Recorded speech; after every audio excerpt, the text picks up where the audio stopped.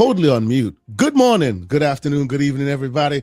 However you happen to be listening and or watching this, I want to welcome you to the latest episode of the Gaming Circle podcast. The podcast where we are, we're here, we're doing things. Mr. Everborn Saga is back, so we have to regroup. I'm, of course, your host, Mr. K. Asante, TKO Asante, and all the places we communicate. And I am joined by the man, the myth, the legend, ladies and gentlemen, Everborn CPT Saga. What's going on, brother? Well, I would just like to say that our national crisis is over, and I have finally received my MCON. There you go. Mobile controller. Okay, so we're gonna get into that. That's excellent. Yes. Excellent. Okay.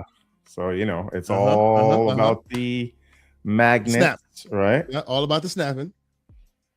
If I can get it to work. There you go. There we go. It's coming. By the way, here we go. Yep. Very cool. It's hard to do. It works a lot better than this. It's just hard to do on camera. But all right, we'll try it again. There we go. There you go. I think it's also sides. Yeah. There you go. Right. This is not even a review time. I'm just excited. About this when did you get this thing? I think it was around Monday. After I did my whole complaining on the podcast, I went and did the actual thing I should do, which is email customer support, and magically the next day they're like, "Here's your shipping number." I'm like, oh no, it's a little suspect, but I'll take it. I got mine even before Christmas. That's wild that it took you this long to get it. That's crazy. I know. This always happens when we pre-order. I don't know what it is. You get the favorable shipping dates. It is what it is, sir. What are we gonna do? Or we're gonna do the old top-down camera thing later when we get to this. But, fantastic. Yes. So, good morning, good afternoon, everybody. Welcome. Of course, last week Mr. Everborn was not available. He was not here. He sounded like Marge Simpson, but now he's good. No, not Marge Simpson's. Marge Simpson's sisters. Oh God, that's even better. Damn. Actually, even worse. Yes, I know, but that's better. Anyway, but I appreciate you being here, man. I see Fonzarelli and I see Lord Negatron in the chat. Today's a special day.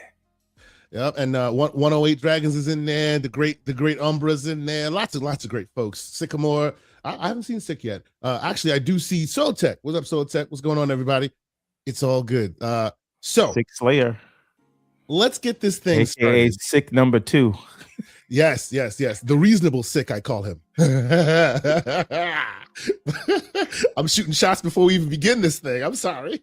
Anyway, so I want to get into this thing, but I want to talk about some games before we get into all the stuff. We're going to talk about the developer direct. We're going to talk about all that stuff. But of course, it's the weekend. We're trying to keep it concise. So we're not trying to be here for like 4 hours. So Everborn Saga, I know you just got your MCON.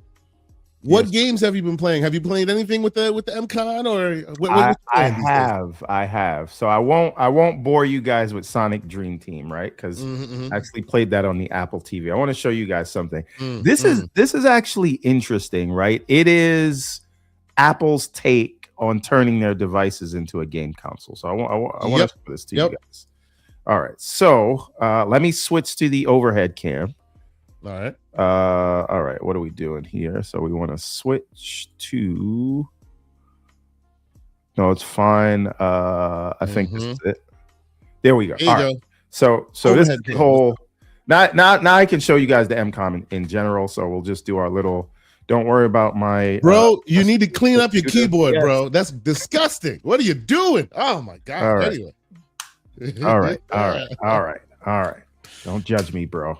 All right, so this is the device, right? Yep. Now that's the retractable. This actually comes off too. I'm not gonna do that, but okay. So now we got our iPhone 17 Pro Max. I just got the denim casing. It's actually pretty nice, very svelte. All right, so bam, right? Bam. Let me make sure I'm not showing private Discord. Do you have a photo of yourself on your phone?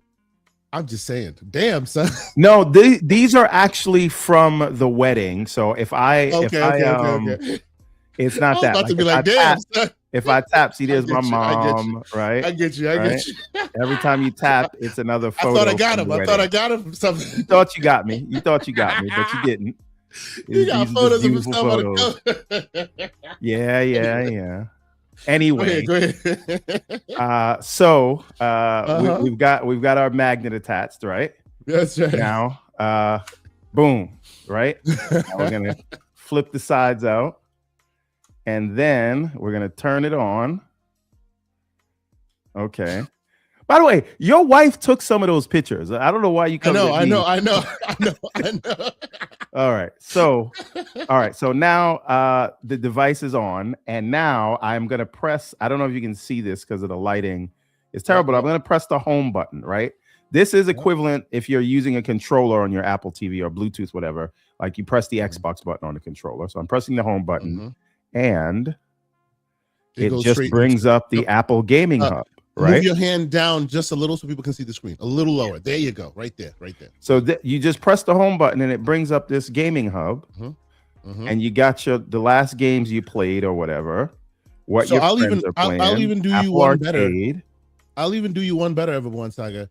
Like, yes, you press the home button and it opens up the app. But when it's attached and it's off, as soon as you unclick it, it connects to Bluetooth automatically, and you see the gaming profile on your phone light up just by unclicking it. It's crazy what they've done. Very cool.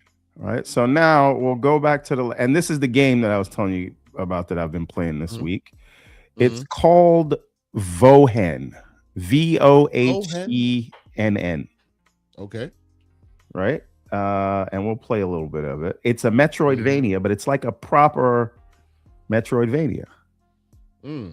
Vohen, huh? Interesting. Okay, so is this like a solely game on phone? I have not checked if this was on Steam yet. I have not checked. Okay. But this is $5 on Apple on Apple Store. Maybe it's on Android. I have not checked. Okay. Vohen, huh? Okay, interesting. All right, so it's like give me some of your Metroidvania. Yeah, I've been playing this some of your takes on the MCon. How you feeling about it? How does it feel as far as ergonomically? I know some folks are in the chat, and I have one as well. I have a quick plug. I did a quick little short review of it on the channel, so you can see that there. It looks uncomfortable by some people's expectations, but it's not though. Recommendations. What do you think? Yeah, exactly. It is. I honestly think it is more comfortable than the Backbone. The Backbone just has your fingers in a weird small position here. It's all about these handles. These handles make it work. You hold it with your two bottom fingers. Now it's kind of hard to get to the LB and RB buttons. Triggers are fine. I find myself using the D-pad more than the thumbsticks. Left stick. But again, I'm just because I'm like an asymmetrical player. But yeah, I really like it, and you see mobile's getting a lot more sort of console quality games. And with this controller, I do wish, because I also pre-ordered this keyboard thing that I'll show later when we not later, but when it comes, right? Have you seen this thing? Is they're like bringing back the BlackBerry keyboard, the BlackBerry, phone charger. So and at the same time, GameSir is coming out with their version, which is for gaming, and it's called the what is it? This is called the Click or whatever. The one that I pre-ordered. And I'm like, damn, no. Anyway, but yes, okay. So this is your foray into gaming on phones for real. I mean, I've always had I've had the Razer Kishi, I've had the Backbone. So this is just the latest in a long line of experiments for this. But I think this is the most this is the biggest foray yet, I think. And again, now you have proper Metroidvanias on mobile now. So and remember, you don't even have to play just this. You could also play your streaming stuff with this controller. Yeah. It's very comfortable. Yeah, very comfortable. By the way, would you quickly show your phone as compared to the width of the MCon? Because they've since this has come out, they have released images of the next gen MCon, and it's the same basic width as the phone itself. So right now it's thick, but the next gen version, it's basically as thin as the phone itself. This is a little bit thicker than the original. No, okay, I see what you're saying. I see what you're asking me. Yeah. All right. So also, if you hold this button, you start recording, right? It's asking if I want to allow it to record. So I'm not going to do that right now, but now to your question, right? Also, this is Bluetooth, so I can still, if I wanted to use it. Yeah, I can still play just as I would. You know? Well, so if you press the eject button at the top, you can remove that top and then set your phone to it like a cradle, and then still play on the desk. Pretty cool. So cool this idea. This is what you're referring to. Yeah. It's an interesting idea. I like that. And so now we're just controller. Yeah. Exactly. Right? So it's pretty cool. $100 from the Kickstarter. And if I were, I don't know, maybe when it's like this, you want to do one of these, but yeah. So this was $100 on the Kickstarter. I think it's a little bit more than $100 if you didn't get it in the Kickstarter. Yeah. So, but yeah, this just opens up the opportunity. You'll probably see me playing more when, I always come to you guys with these these Metroidvania, random Metroidvanias where a lot of the times my recommendations come from recommendations that I got in the Discord. You should join the Discord if you haven't. But we have some gaming connoisseurs there. And if you want to know what the new sort of eclectic game is, they can tell you in Discord faster than I can. But yeah, you might see me bringing some mobile entries from week to week now that I got this thing. So excellent, sir. Excellent. I'm actually looking forward to you doing that, because I too would like to see what mobile offerings are available. I haven't delved too deep into that, but as you say, mobile is becoming far more mature as far as gaming is concerned. The gaming choices available, so I would like to test it out. That's awesome. Excellent. Reconnect's any other games? This is my first time trying it. And I've been playing what's the Blossom Tale 2. So I beat part 1. That's the like Zelda type game, but part 2 is very good. It's coming into its own, so it's not just the Zelda clone anymore. Not just a Link to the Past clone anymore. So recommend it. You can get both of them for $10. But yeah, that's what I've been playing. Excellent, sir. Excellent. We will get into what I've been playing now. First and foremost, again, thank y'all for being here. Shout out to all the you great do that. I'll clean my keyboard. Yeah, please do. That is just oh my God. Jesus Christ. Anyway. Listen, this is just another example. Shame works, people. We need to bring shame back to society. It is what it is. Anyway. So let's see. Okay, so games I have been playing. So this is another chance for me to tell y'all, and shout out to the great Soil Tech, to tell y'all, join our Discord. Every day of the week, we have basically a podcast going in the Discord. We talk games and other things all day, every day in our Discord, both in audio and in text form. Why do I bring up our Discord as to what games I've been playing? Well, I started an initiative out there some weeks ago called Fan Made Stuff. Just wanted to see what games are out there that fans made. I love fan made games, right? Y'all have heard me talk about Sonic Galactic on this show some time ago. Myself and Everborn chatted about that. There's many fan made games out there, many of them which are to my eye excellent and deserve attention. We talked about it last week. The biggest fan made game to my eye is Black Mesa, the remake of what do you call it? Half-Life 1. But Black Mesa, that sounds like a Quentin Tarantino movie.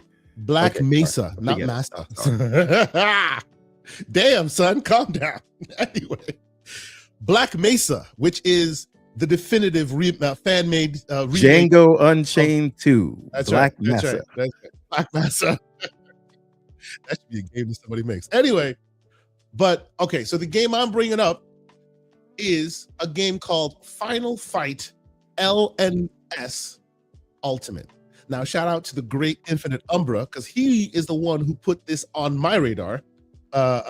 Basically, it is, and the best way to describe it, and I would advocate that everyone seek this out, because the best thing about it is free 99. Like, it is absolutely free. You can just go download it, install it, play it. You're not paying a darn thing. And I have like almost 20 hours in this game. Let me show you what I'm talking about.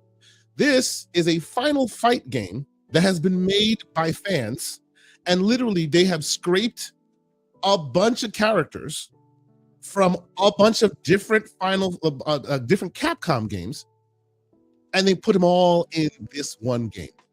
So take a look. Well, let me see if this one has. Yeah, let me pause this for a moment. And by the way, this is not the entire roster. Mine has even more of a bigger roster. There are multiple versions of this game, but this version shows you what you're looking at there, which I'm talking about, like Cadillacs and Dinosaurs, for those who know. Final Fight, the actual proper game, every character from Final Fight. There's Predator, Alien versus Predator in there. You see the Predator characters. There's Street Fighter, obviously, all the Street Fighter characters. There's just so much. There's Resident Evil characters. There's a version of it that has a bunch of Mortal Kombat and Marvel characters in it as well. And all of this, once you choose your and protagonist of choice, you literally just go through the game and beat them up, like the whole thing. You have specialties.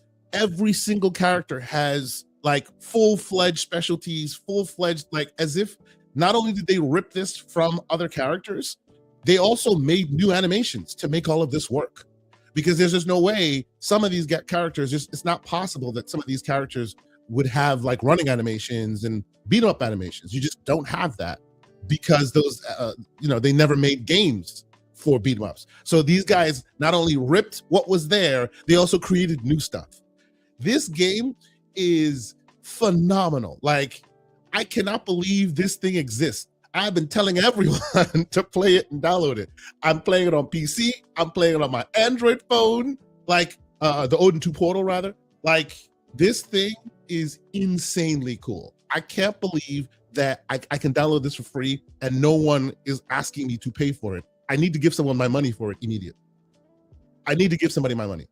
Please, someone needs to, like, where can I pay someone for this? Because it's phenomenal. I've been playing this for too many hours. So there you go. This is what I have been playing. Everborn Saga, I know you've been in the Discord. It's been busy. Have you gotten into any of the fan-made stuff that we've been into? Oh, if you are there, we're not hearing you, sir. No, I'm here.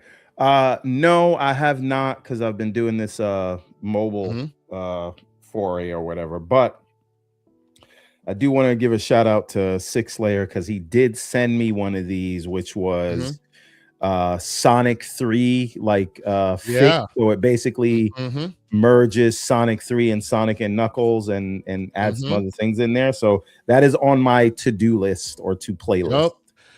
By the way, sir, of all of these fan-made games and whatnot, I would say the best IPs that like has the most fan-made awesome stuff is Sonic, believe it or not. There's like 16 different no. There is a long history of Sonic fans making better games than Sega for Sonic. Than even Sega. It's wild, bro. It's hilariously wild. I was just like, they add new weapons, they add new moves, new Sonic fans are like Thanos at the end of the first Avengers. They're just like, fine, I'll do it. We'll do it ourselves. That's right. Okay, so and I normally don't do this, but I'm just gonna show you a bunch of gameplay of it. Because man, anybody, like, if you remember, if you're a fan of Street Fighter, of any Capcom games of any type, any kind, any character you know and love is, chances are, in here and is playable. It's hilariously cool, and like, you're just beating up, walking around the whole game like M. Bison. And oh, by the way, this is not just skins. These are like full move sets, their voices, the whole situation. It's wild that they did this, and you can play it for free, the whole thing, right? Oh, and another thing which I discovered recently. When you, and I'll go back to this character select to show you really what I'm talking about here. In the game, when you select the characters and you see them, you'll see that they're all color coordinated, right? These characters are green, these characters are orange, these are a little light red, these are a little light blue, because they all belong to their own IP. right? So the ones on the these three that I'm selecting here, if you can see my mouse, that is literally Alien versus Predator, and those are the Alien versus Predator characters. All these right here are the Street Fighter characters, so they're all in the same color coordination, right? There are specialty missions where when you choose this mode, all you do is play the specialty stages. So it'll start with like Cadillacs and dinosaurs, and all you're doing is playing their specialty missions as if it's a beat 'em up made specifically for them, meaning the bad guys in that level are all specific to that IP and to that game. Then it goes to like Alien versus Predator, and every bad guy in that world looks exactly like the Predator protagonist. It's insane. Like, and it'll go through each and every one of these color coordinated things and give you the stages that are specific to those games and those IPs. There's even a Punisher stage in this thing, and you're literally just playing a Punisher beat 'em up in this game. It's insane, man. Insane. Anyway, I could talk about this. You can't give anybody money for this, because the moment you did, all these publishers would be will come for you. You know, I need not for you, for the developers. Yes, but yeah. I know, right? Like this is, to me, this is like that Double Dragon game that we found. Remember, some years ago, there was that Double Dragon game that was so good. Finish that game. I mean, it's actually better than that Double Dragon game is better than the actual official ones. Yes. And I would say Arc System. This is out on such another level. Someone needs to contact Capcom and say, "Sir, can we please, like, can you allow this?" They need to allow this. No, but there's more than Capcom characters in there, though, right? Like SNK, yeah. It's wild. I'm not saying they haven't worked deals like that out before, but But it's a hairy situation to work on. But I wish they would, because man, this game is insanely cool. For those who want to know how to get your hands on it, to play it, like, you know, the whole thing, I will be putting a video out. Shout out to the great Infinite Umbra for putting this on my radar. I'll put a video out, show you how to install it, show you how to get the controllers working, show you how to run it on your Android phone. Like I'll put a video out showing that stuff soon enough. But yeah, if you can find it, it's called Final Fight LNS Ultimate. Seek it out. It is freaking awesome. Oh man, it is awesome. Anyway, do me a favor, just because I brought it up before. Look up the Clicks keyboard really quick. I want the people to see it on the screen when I'm talking about. I will look up the Clicks keyboard. Give me a moment. Before I do, though, I wanna also talk about one other small thing. And this isn't out. You can't get your hands on it. But I spoke with the developer, and he was really cool. I think he's a brother, so I always appreciate that. And he put his wares out on Reddit. He thought it was really cool, and people started giving him feedback on it. As soon as I saw it, I was like, bro, I need to show this on GCP. He agreed to give me code for it, so I wanted to show this real quick. It's not ready for prime time, but I want people to see it. What am I talking about? Someone, and this is my screen, by the way. What you're looking at here is my Odin, my Legion Go rather, and my awesome wallpaper. Someone made a custom launcher for Windows. It's very early days. It's very simple, but it's beautiful. What they have here, like seriously beautiful. And these are games that are already on my hard drive. So it loads it up, it scans your drive, and just presents you your games in a beautiful, concise way. It's literally early days. He's like every other day putting a new update in and all that. Wait, which one is I think he's doing it by himself. This is called Claw Deck. He has an MSI Claw, so he's been building it for his MSI Claw, but it can run on anything. Right now, what you're looking at is the inside of my Legion Go. I just would like to point out. It's beautiful. You know, it's amazing to me how this is compared to. Yeah. You know what? Forget it. I can't. Yes. Keep going. I'm gonna sound like a hater. No, but this is this is why I brought this up, because man, and it just brings in your art without you having to add something from the. You want to do one better? You can just hit the button and change your art just like that. Yeah. It scans. Look, you don't have to do a thing. You just scan it, and it'll just find it, and then it'll just give you your choices. You want to pick another one? Yeah, let's pick another one. Watch, and it'll just update it. It's beautiful. It's beautiful.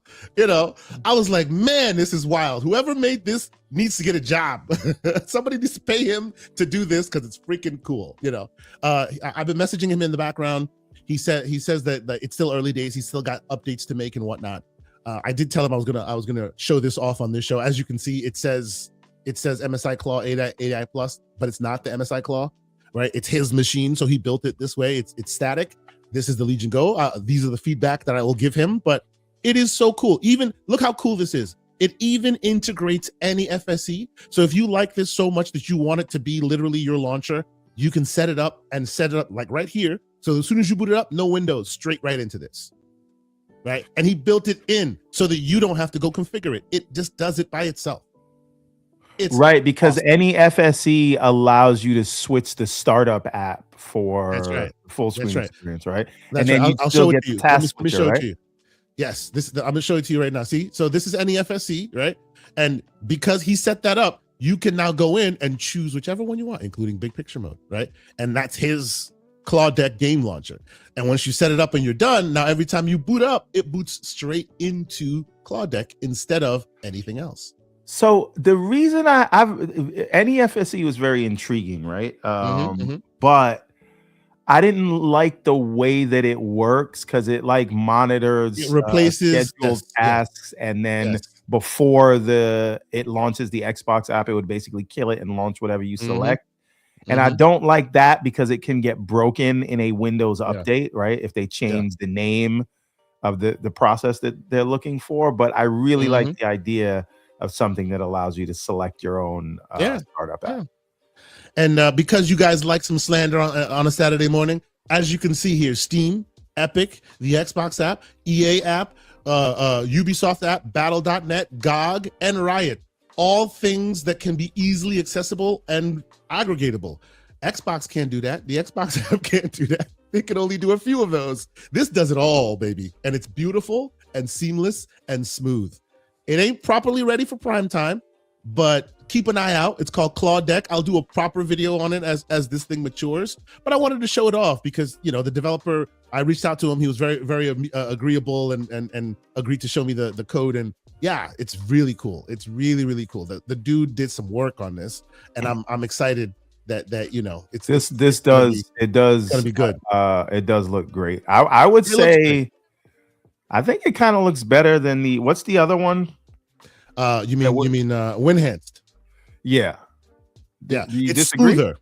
It's smoother than okay. The reason why I think it's smoother than Winhanced is it's doing less than what Winhanced is doing, and I think that's you don't need all of that, degree, right? No, but understand what I mean. Understand what I'm saying.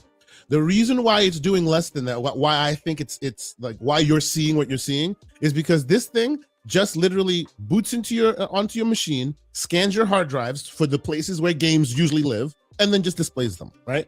What Winhanced does is it literally takes your username and password from your accounts and then puts your entire library on display, even games you haven't installed. So it takes a long time, and it's connected to the net, and it makes it slower because you're dependent on the net. This is not dependent on the net. So that's why it's far smoother. Now, let me ask you another question, though. What happens when you launch one of these games? Like launch Spindle or whatever. Or you launch it, and it just boots. Yeah. Well, because it's in Windows mode. It's in Windows mode. That's why. See, because it has to load this up. When you're in FSE mode, then it just boots. I want to see what it looks like in FSE mode, if possible. You don't have to do it now, but we will do it. But as you can imagine, right? All of these, when you're not in Windows mode, it launches like this, right? When you're in FSE mode, it just launches in FSE mode as it would. Same thing like as in here, right? So there it is. Yeah. But again, this thing is early days. It's not ready for prime time. But even the little bit they got here is freaking cool, and I'm really, really like impressed with what they have here. So I'm gonna keep talking to the dev. Maybe we can get him on the show one of these days, talk about why he felt that he needed to upend Microsoft like he's doing, because he's upending Microsoft right now. Like, he's doing some great work. But let's get him on the show maybe one of these days and have him talk about it. But yeah, I just wanted to share it with you guys, let you guys know that this is out here. It is called Claw Deck. I will actually recommend that he changes that name, because not everybody has a claw, and this thing works on other things besides the claw. So maybe he needs to update that. But yeah, keep an eye out. I suspect the waters are getting hot with all this stuff, and I'm here for it. It's pretty cool. So there's that. That's what I've been playing. And of course, shout out to the great BT Maverick for once again offering me the code for Spindle. I've also been enjoying the heck out of Spindle. I've been playing it like from time to time. It's really, really cool. I bought Spindle. It is on my to playlist. I have not gotten to it yet. I just want to finish Blossom Tale 2, and then I can get to the next game. This is the problem. I am so caught up with these random games. Like, I still haven't finished Ninja Gaiden 4 yet, and I love that game. Like, love it. But I keep getting like gaming ADD. I don't know what's wrong with me. Sir, it's not going to get easy because, as I can understand, based on some of the gaming information that's out there, it's about to get even worse. Yeah, but again, my issue is that like that's always constant. There's always going to be big games coming out. Like I'm super excited for Resident Evil Requiem or 9 or whatever it is, right? I bought Code Vein 2. I'm probably never going to play that. I got you bought it anyway. Yeah. And I got what's that Capcom game with the guy in the spacesuit and the little girl? Pragmata. Yeah, Pragmata. and I bought Crimson Desert, right? So that's before we get to the other games we're going to talk about from the showcase, and then Halo and Gears, and then all the other things. Yes, right? Yes. Thank you. Wait. BT Maverick says it. I forgot to mention this. Everborn Saga. You need to put. I already own it. I already own it. You need to. Put it on the top of your list. I'm loving MIO, which is Memories in Orbit. People got to play it. It's on Game Pass. It's also available everywhere. It's pretty cheap. People got to play it. It's so good. Then we've got High on Life 2. So this year is going to be hell for anybody who plays games and does, right. But what I'm saying is. Those are all the big names that we all know about. For the last 6 months, I do not know what it is, but all my time has been taken by the random oddity platformers, top-down, pixelated, whatever. I just found out about Eastward. Oh, right? Wow. Seriously? Yeah. And it's old, man. I understand 2022, but like fantastic game. So that's on my list now. And I feel like that's all like I don't even have enough time to play the big stuff. And then these small things are coming in, they're doing unique things and they're taking more of my time. So it's like now when I see production value, that almost doesn't mean anything to me. It's just like, what are you doing that's new and interesting? And more times than not, it's these smaller indie titles who are just taking risks with new gameplay mechanics. It's wild. So I don't even know how I'm saying that to say there's all these games. I'm buying these games fully intending to play them. And what I end up playing is games that came out like 2 years ago from like an indie dev. It's very indeed. Yep. By the way, talking about your problem with games, if you are a Game Pass gamer, you still got problems because guess what? Ninja Gaiden Ragebound just dropped. If you haven't played the Death Stranding, still haven't beaten the final level of that game, by the way. Yeah. If you haven't finished Death Stranding, the director's cut, here's another chance because it's back on Game Pass. Not to mention the aforementioned Memories in Orbit, and then Resident Evil Village, and then Star Wars Outlaws, and then Quarantine Zone, which the great Korkenstein, who was with us last week, was playing. Says it's awesome, and so too has the great Major been playing that as well. It's just too many damn games, man. Too many games, and it just started.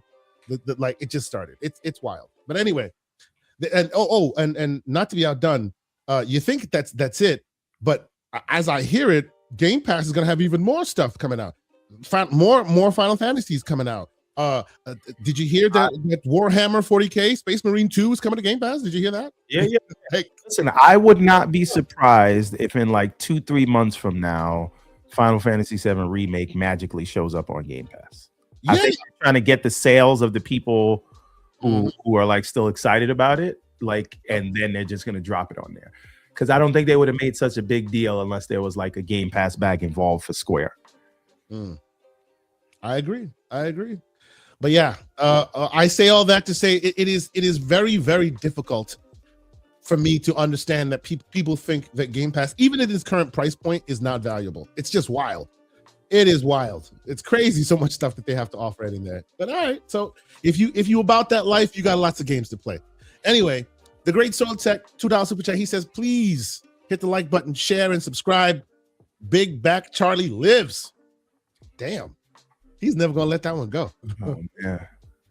We appreciate him. He's going to keep. At least he's moved away from Brokeback Charlie. So yeah, that's a plus. All right. So Everborn Saga, you weren't here last week, and this thing kind of started last week, but I really want to hear your take on it because it's a thing. It happened. You and I kind of have a like for this environment. I'm more than you do as far as gaming is concerned. I'm talking about VR, and by and large, it looks like Meta, the person who changed their name to VR, is getting out of VR. It blew up majorly. Oh my God! Wait, hold on. Zach Riley in the chat says Brokeback Charlie also. I mean, not also, but it does stand for BBC. That is wild, sir. That by BBC you mean British Broadcasting Channel, right, Zach Riley? Exactly. That's exactly what. All right. Means. That's exactly what it means. You don't want anything else. Because it is Saturday morning, and we are here with the Saturday morning cartoons. So he means the British Broadcasting Channel. That's all he means. Yes. Okay. All right. Good. He said, "Of course." That's what he means. Yes. What else does he mean? Damn it. Oh man. So, there's been. I'm sure you've paid attention to this. There's a lot of great studios have been shuttered and closed and downsized and all that. And the latest and greatest of it is the inventor of Oculus, the OG Oculus guy Palmer Luckey, yeah. He's basically like damage controlling. You can check his tweet for yourself. It's a long screed about nothing to see here, everything's fine, right? And the industry's not dead or whatever. But I'm still worried, sir. What are your thoughts? They got rid of so many AAA excellent studios in one fell swoop. What do you think? Well, so I think this was bound to happen with the pivot to AR, yes, because there's not a huge place for gaming in AR, right? And so the reality is Meta has been throwing billions of dollars into VR, whereas the rest of the marketplace just is not. And it's been over a decade, and they haven't. Go ahead. That's the key word right there. They are, as it's been said, they are pivoting towards AI, and AR works hand in hand with AI. So they're pivoting towards AI to the point where they're poaching other AI scientists from other AI houses. They poached a few open AI scientists recently. As much as Mark Zuckerberg might want to make it a thing, there's only so long you can hold off shareholders to where they're saying, why aren't you investing in the next thing? We gave you a decade on this thing. But again, I do agree with Negatron that it's not dead, but I just think it's a pivot, and they're taking the learnings that they got from VR, and they're just deciding they don't need to make the games anymore. They'll leave that to the community, and they will retrench and focus on just the UI and the interface and the hand interface and gestures and stuff. Yep. Yeah, right. So just focus on platform and usability and AR, because those glasses and that wristband thing they did, I think they believe that's their future, and not being a VR gaming platform. But here's my question: with them, the last AAA, money and wallet publishers out there who were ready to spend like top tier coin on VR, with them getting out of the gaming space. Right, and this right here, I wanted to bring this up right here. This right here is a very it brings some really interesting nuggets into the conversation. Basically, Palmer says some people will say they should have funded developers externally rather than acquiring them, and yes, he agrees. But hindsight is 2020. Do you think, and this is the nugget that I was like, oh damn, do you think that Oculus expected to only sell 700 copies, not 700,000? 700 copies of Rock Band VR after spending 8 figures to make them, to the point where they put the adapter in bundled into every single Oculus headset. And at the end, they only made 700 copies of profit of sales, which is obviously not profit at all. Like, so ultimately, with all this, is there any gaming for VR anymore? I feel like if there is any future here, it is for other things. Like gaming is kind of dead here, is it not? No, I mean big AAA stuff, but nobody ever believed in big AAA gaming on VR. So, you know, I am not nobody, but okay, keep going. Sure, there's not a lot of Kesantes out there, right? True. The point is, I think like for indie experiences, like, yeah, you know, you can do a lot with Unity in the VR space, and I think you'll still see that. But the future's AR, man. Like we had VHS versus Betamax, and you know, VHS won. It is sad. It is sad. So AR is where the future of this stuff is going to go. It is sad. I will continue on my line of sadness with the next story, which is another tale of reset and sadness, which is Ubisoft. You've heard this. It seems like they've reset themselves. They're canceling a bunch of stuff. They're delaying some stuff. They're closing studios. My beloved Assassin's Creed, not Assassin's Creed, Prince of Persia, rather, seems to have got. What do you think, Everborn Saga? Is this also nothing much to do about nothing? I really love Ubisoft. Not Ubisoft of today, but Ubisoft of yore. I feel like this is them bowing out. What do you think? I mean, we kind of knew this when they restructured after the Tencent investment. And they said that they wanted to separate like the larger IPs from these stuff, right? Like we kind of should have known this, right? Like, so it's been a long going story of kind of Ubisoft just failing and us wondering how they've been afloat. I think their market cap before this news was at like $1 billion, $1 billion. Right. And so they're gonna focus on the stuff that are surefire to make them money, and they unfortunately have to do that right now. But not to take us back, but Dorian Gray does make up a great point. He says no, but I actually started that. I was gonna address it later. He is wrong, because even Valve with Steam Frame, which I will be pre-ordering, they're not offering any new software for it, which is very unusual for them. They usually offer software when they release hardware. This is the first time in VR land that they're releasing new VR headset without releasing software to make it look, hey, this is what it does, right? Which is another thing that doesn't bode too well for VR. You know, I will be there day one. I'm buying the Steam Frame. I'm a fan. But if Valve, the next big guys to release hardware, don't release any software with it, again, doesn't bode too well. It's a little concerning. That's all. You know, what you disagree with that, Everborn Saga?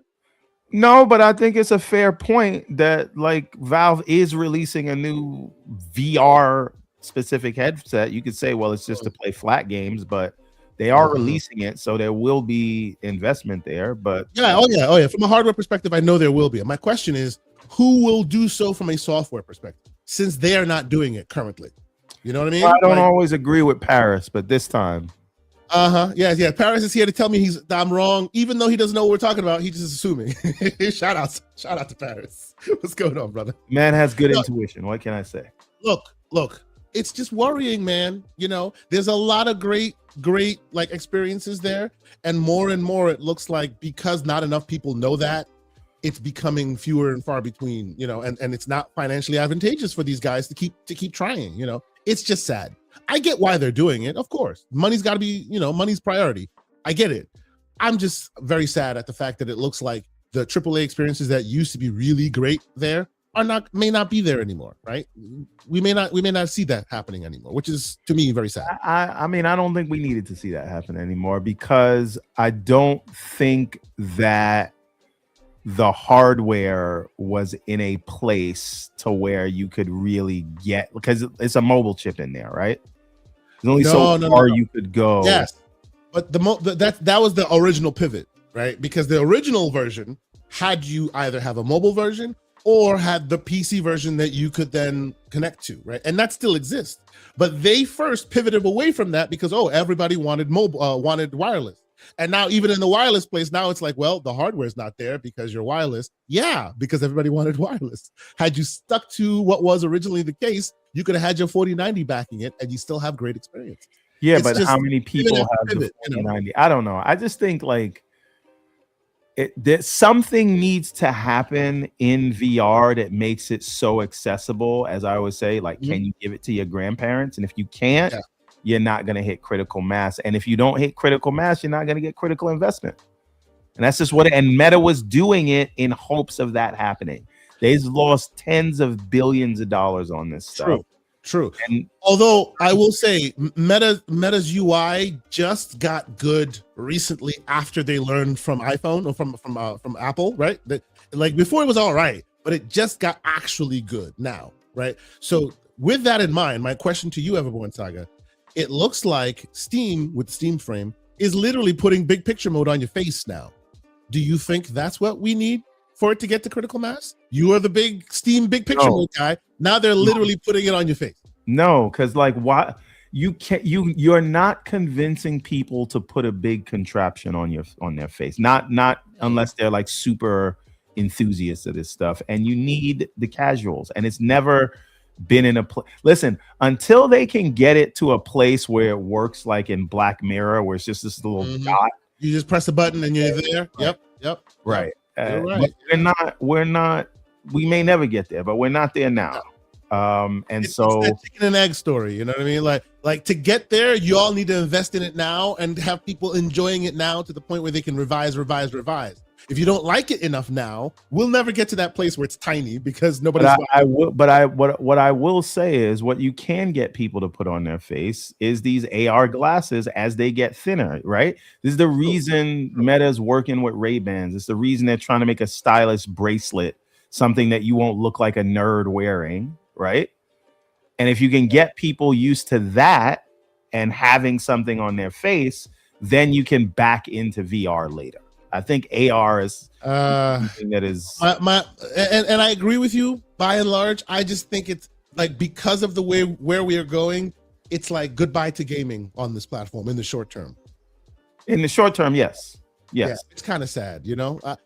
This is a great place to game if you've ever experienced it. Like, if you really like, when they do it right, it's great. I just wish they spent more time there. You know, it is what it is. It is a unique value prop that really nobody was meaningfully investing in.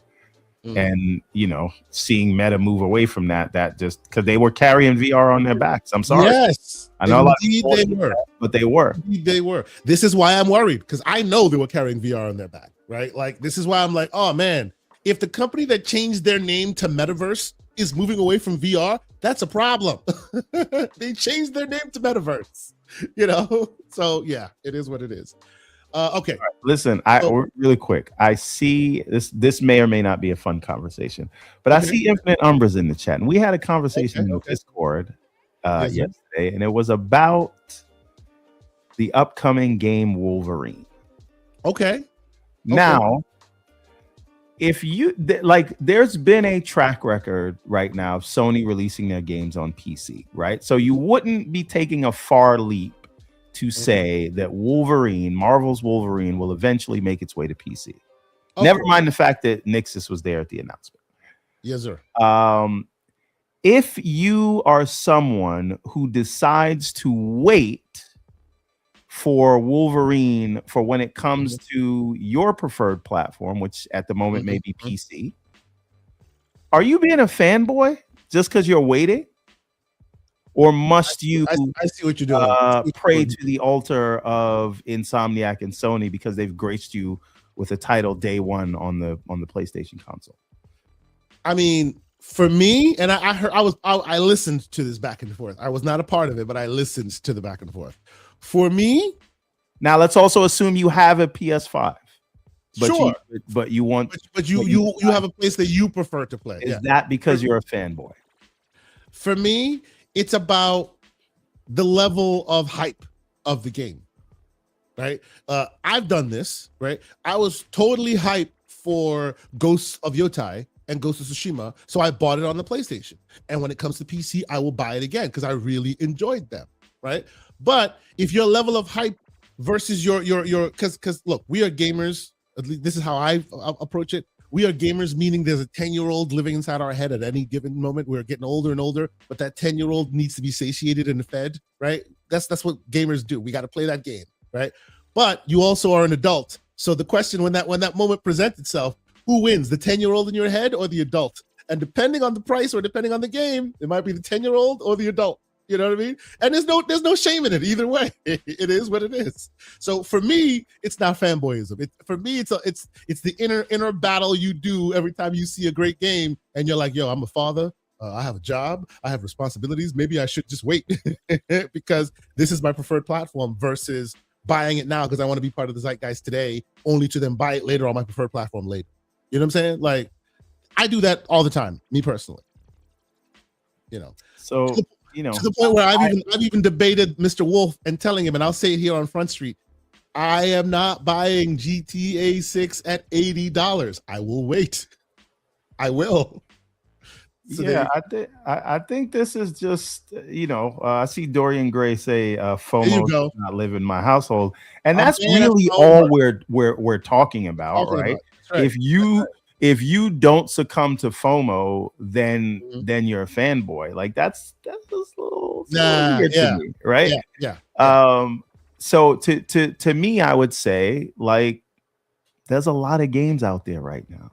We just talked about all of these other great games, and by the way, that does not mean Wolverine will not be a fantastic game. I will not speak ill of that game. What they showed looked good.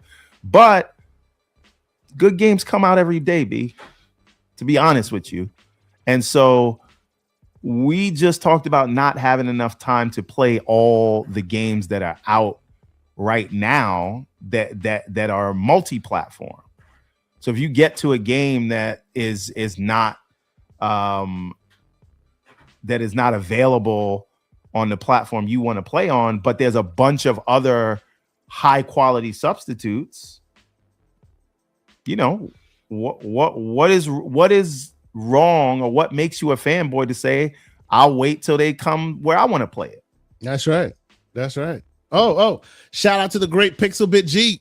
He says the $5 super chat. He says if you want to see Final Fight LNS on 4-player arcade, like the greatest of devices, come check out the Discord. Oh, bro, he got it running on the arcade machine. I can't wait to see that. That's amazing. Wow. Okay. Yeah. Once I see him in the chat, I'm a name man. I don't like to speak ill of people who are not in my presence. Yeah, he doesn't like shooting bullets he can't aim at. He needs to aim his bullets. I always talk to people as though they were close enough to punch me in the face, or vice versa, if you don't act right. So when the individual gets here, I will say it to his face. Now I will say, this, and this is a very interesting conversation. I will say the Great Infinite Umbra brought up other interesting conversations, which we will rehash here as well. And we will do that as part of the Developers Direct block. I don't know if you know where I'm going with this, but oh boy, did he kick a hornet's nest. I'll just leave it at that. Well, you know what? I'll say he kicked a zesty hornet's nest.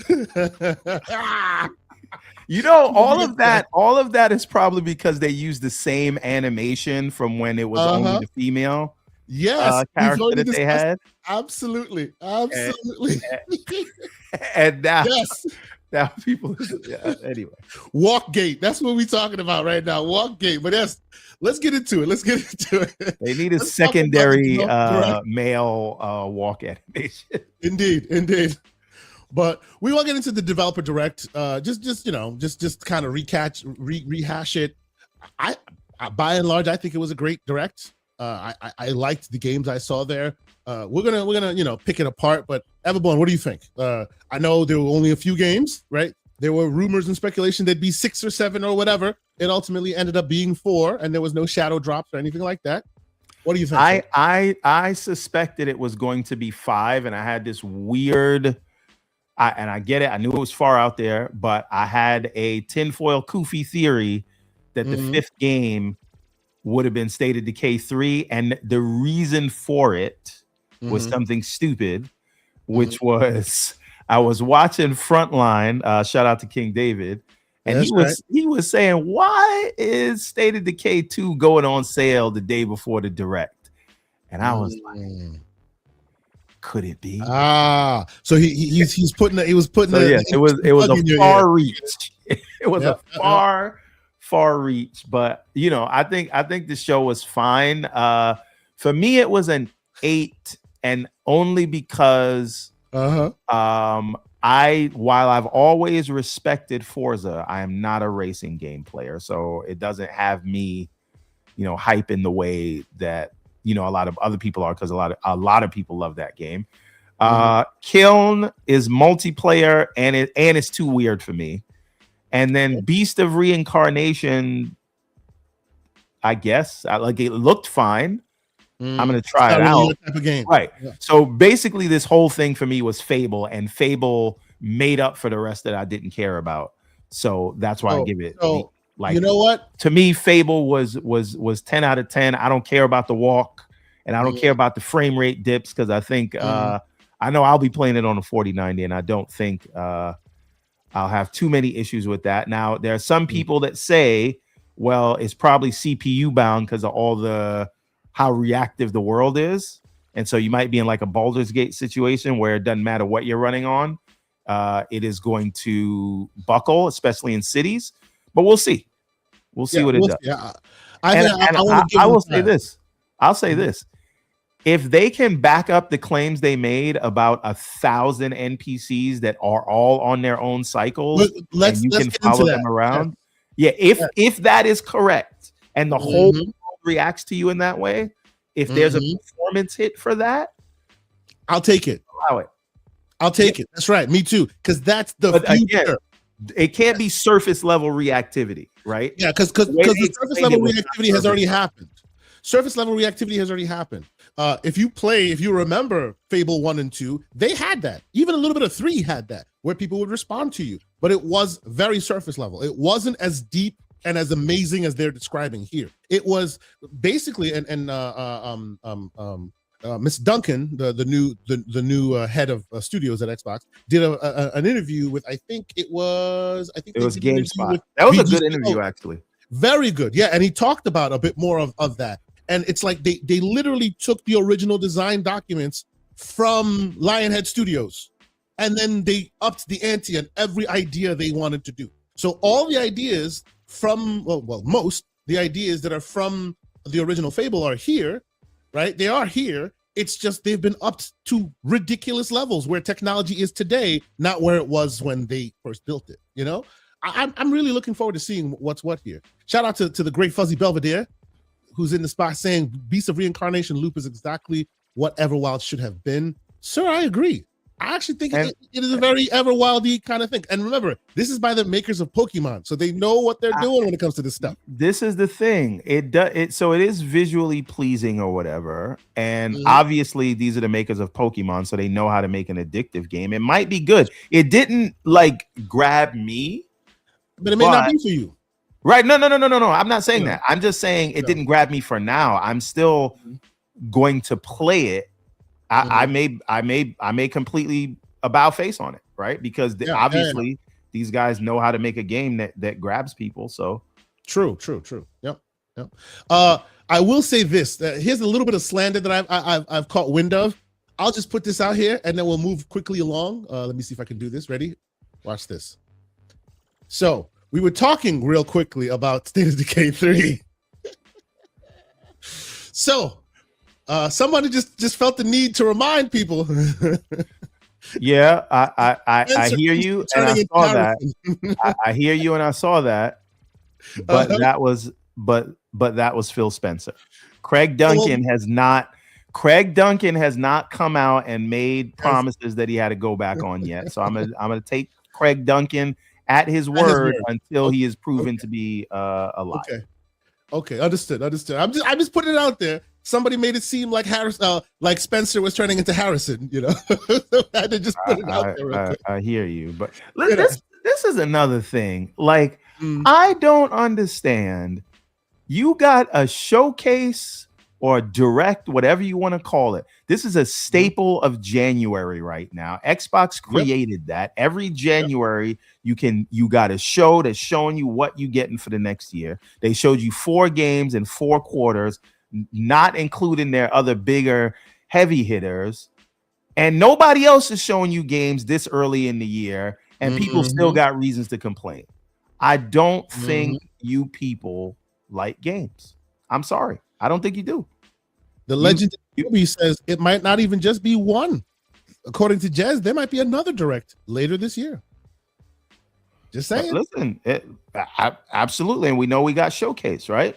So again, like, if what people claim to care about was the games, now you got Xbox delivering all of these games. And now nobody's talking about the games. They're talking about what they didn't show and what they didn't do and what they canceled that was never announced. And I'm like, you guys are never gonna stop. It doesn't matter what they do. It doesn't matter what they put out. It doesn't matter the quality of what they put out. You mad, bro. And I'm just gonna make fun of you at this point. But so Electron Bandit, $5 super chat. Salute to you for being here. Thank you for the support. He says, I agree. Fable's gonna be fire. Xbox is feeding its fans well. Even the ponies and donkeys, donkey unicorns are getting fed. Ponies and donkeys. I want to know what fan base are the donkeys. Yeah, I want to know what the donkey unicorns are. Maybe that's that new next playground. Maybe the next playground fan for donkeys. I don't know. Salute to you. I want to know more about that. Oh wow. There you go. Of course, Paris in here. And if you know, but that is a quote from Succession. But yes. But yeah, man. So let's dig into it a bit more here. Let's be just a bit more. So the first and foremost, I have a question about reincarnation. Yeah. Could it, because it's positioned in the same way that Expedition 33 was positioned last year. Could Beast of Reincarnation be this year's Expedition 33? I'm going to say no from a story point, because they haven't showed me anything story-wise that seems to be on the level of Expedition 33. But they do have this very interesting slow down time mechanic. It is rich biomes. The visuals are pretty good, and the pedigree of the studio. I want to say the pedigree of the studio who's making it, but Game Freak ain't been doing great with Pokemon from a performance perspective. I mean, we'll see how they do sell, right? But that's just Nintendo. But yeah, it's beautiful. I mean, it's beautiful, and the ideas are definitely on display. I don't like the character models necessarily; they're kind of generic. But the creature models are really inventive and creative. You know what this is reminding me of now that I think about it? You remember that game from Square Enix with the it was like a fantasy isekai thing. It had the black girl. Do you know what I'm talking about? Came out at the beginning of the generation. Flopped really bad. They had to close the studio. You're not talking Forspoken, are you? Forspoken is exactly what I'm talking about. Nah. No, I'm just saying that in the way that it looks. Well, this is my point. As a person who's played Forspoken, who owns Forspoken on PC, this is so much better than Forspoken. They literally just color hued the sky and made it a different color and went, it's a different continent. Like you could see the laziness on display at some points. You could see it. This looks really good from a world building perspective. It looks like I'm giving it a shot. Don't listen to what I'm saying. I am planning on giving it a shot. But and it didn't have a black lady with a bunch of tropes in it. So I have, you know what I mean? I just have no expectations. Yes, I agree.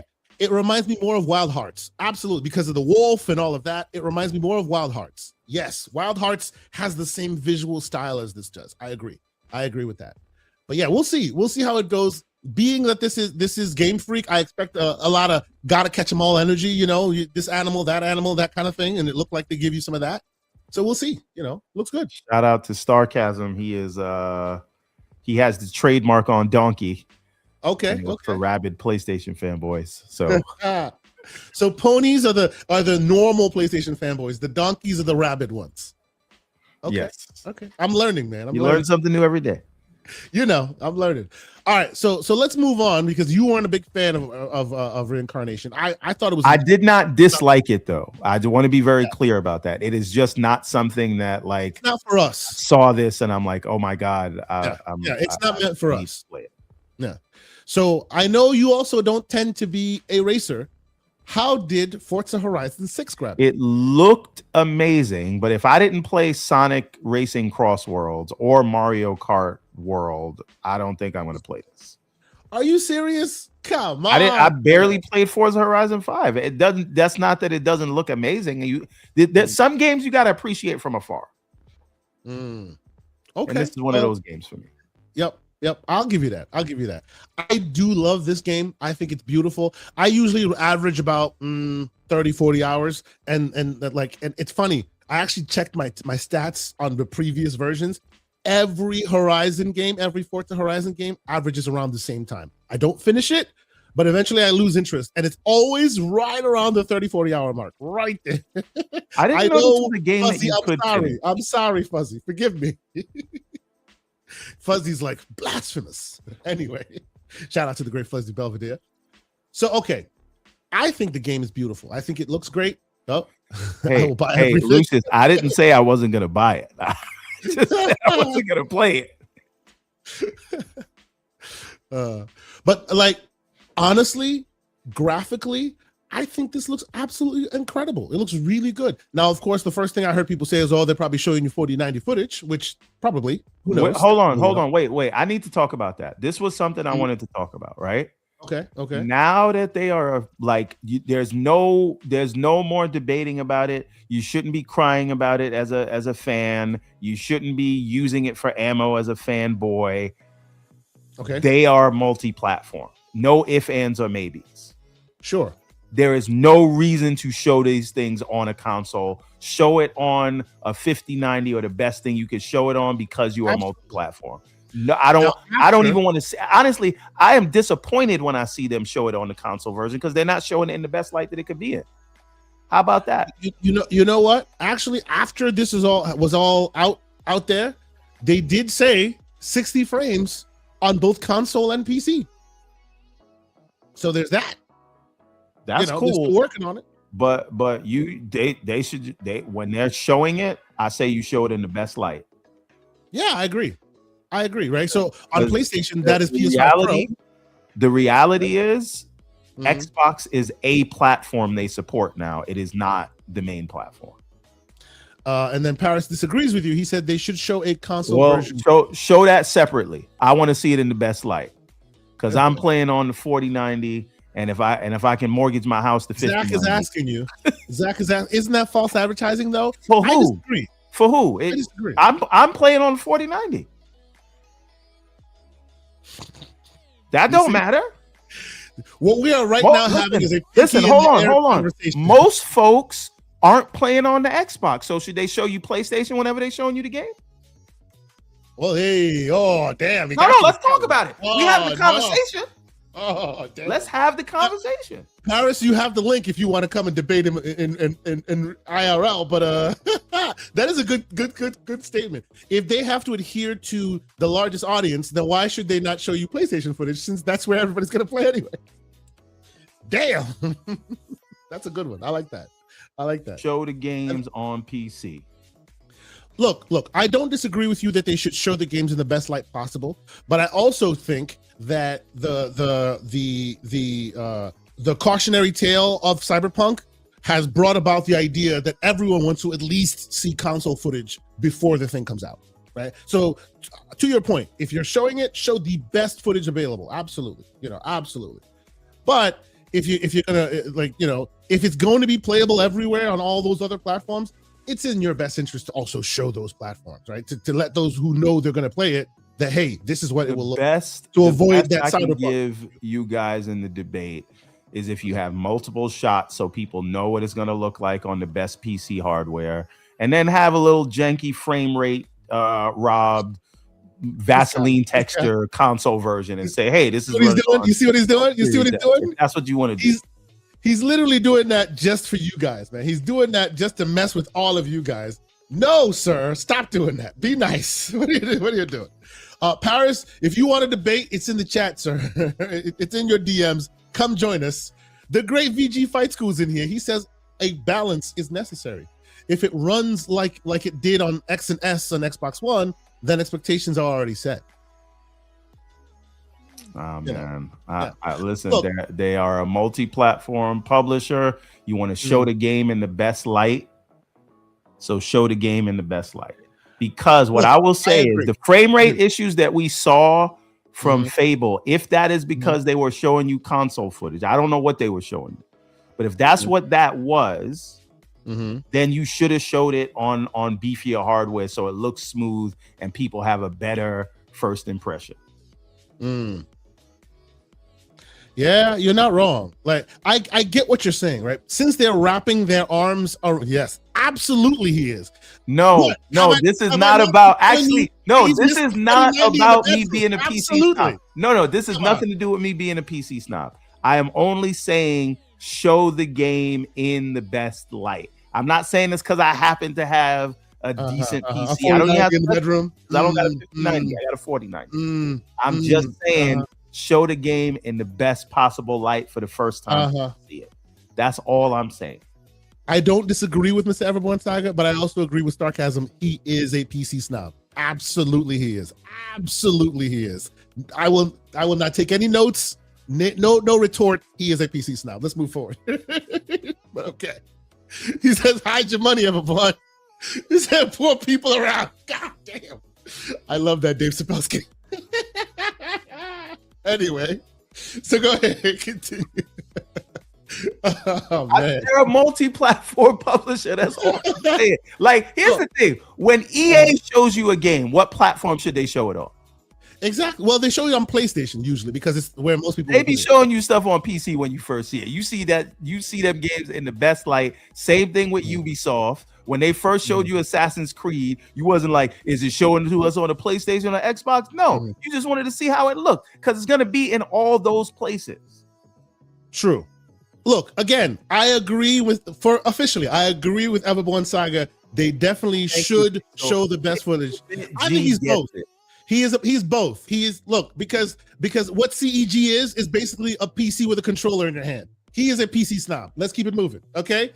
CEG is a PC with a controller in your hand. That's what that is. Stop the cap. The experience, sir. It is about the experience. Console experience gamer. I don't know why I got to keep explaining. Keep going. Well, we get Paris the link. I have not debated Paris. It's in the link. Paris has a link on both places.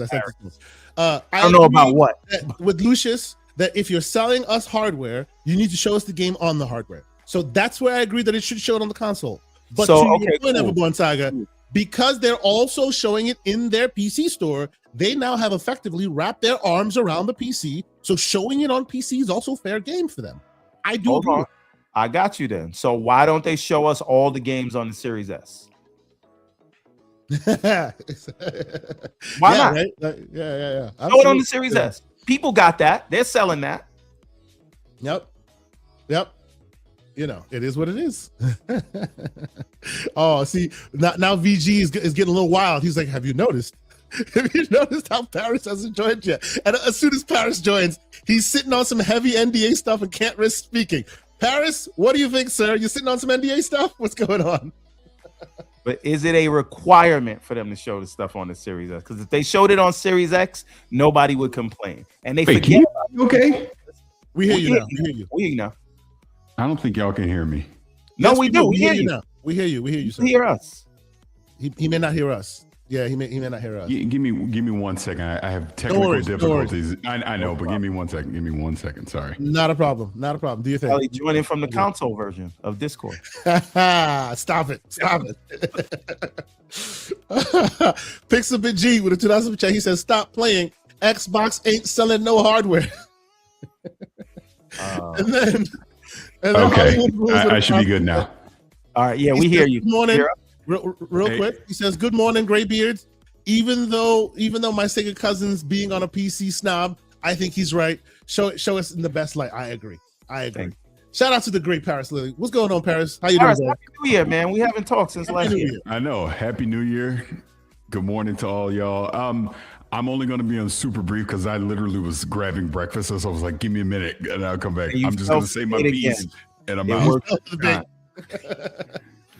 So, Everborn, you are being PC elitist.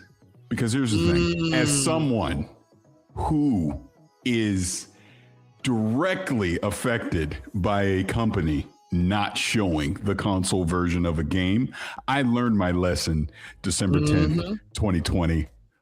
To this day, I still get crap about the yellow chair. Remember the hour? You know what I'm saying? Because CD Projekt Red obviously was showing off the PC version. They briefly showed the console version, but they only showed the Xbox One X and the PS4 Pro version. They never showed the baseline consoles. Since that point, I am of the opinion and look, I get an initial reveal, it's fine, show the greatest version, whatever.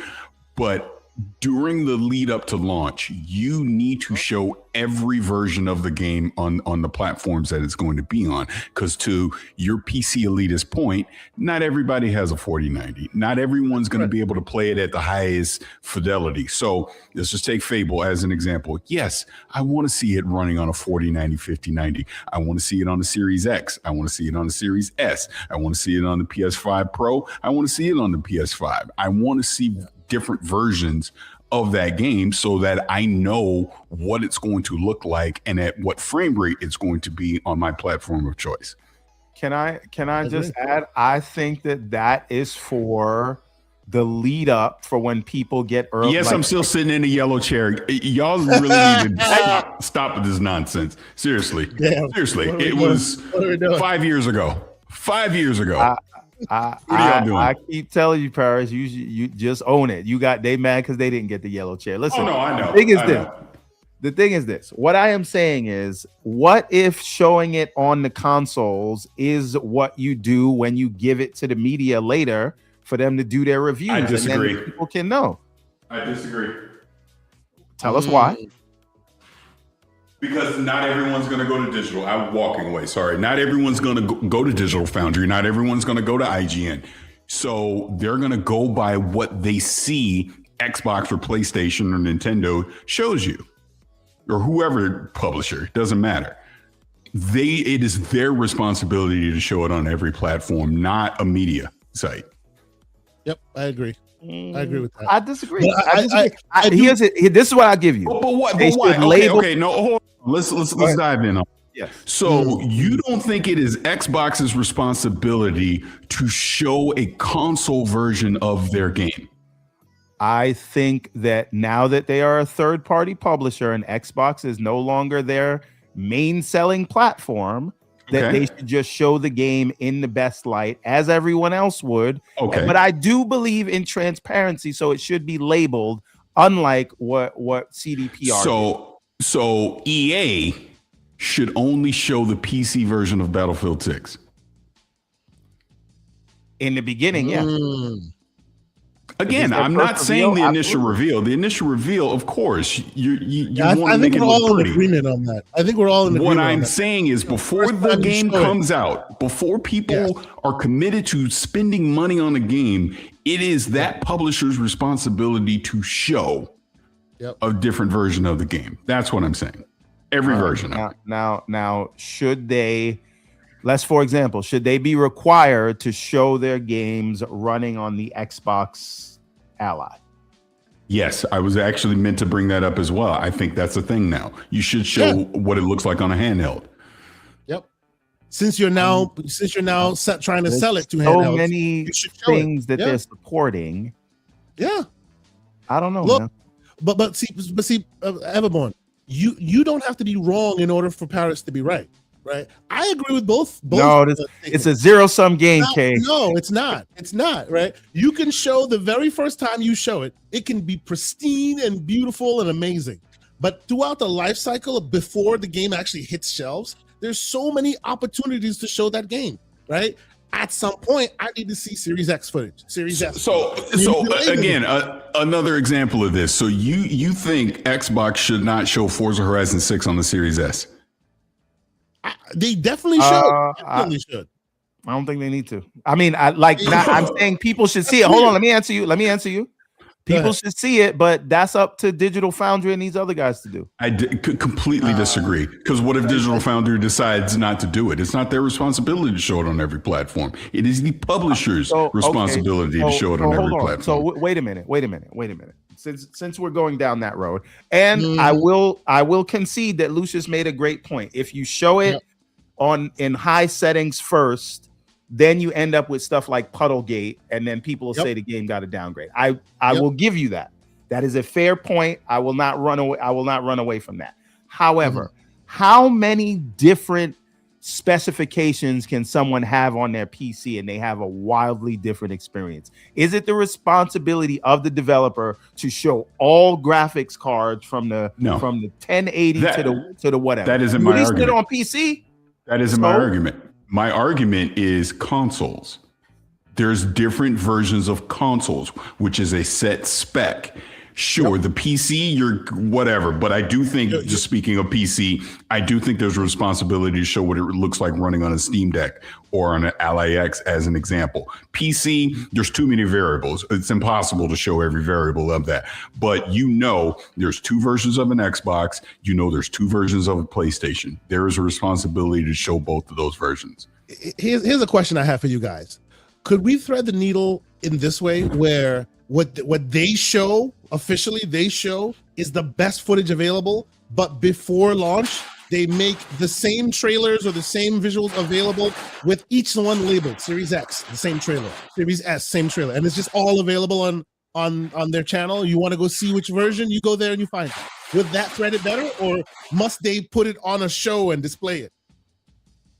No, right? I tend to lean to what you're saying. Has everybody, right? Because in the dev directs and the showcases, of course you're going to show it in the best light. But what I'm saying is, you need to make a version available to the public so that they have an informed decision before they buy the game. That's all I'm saying.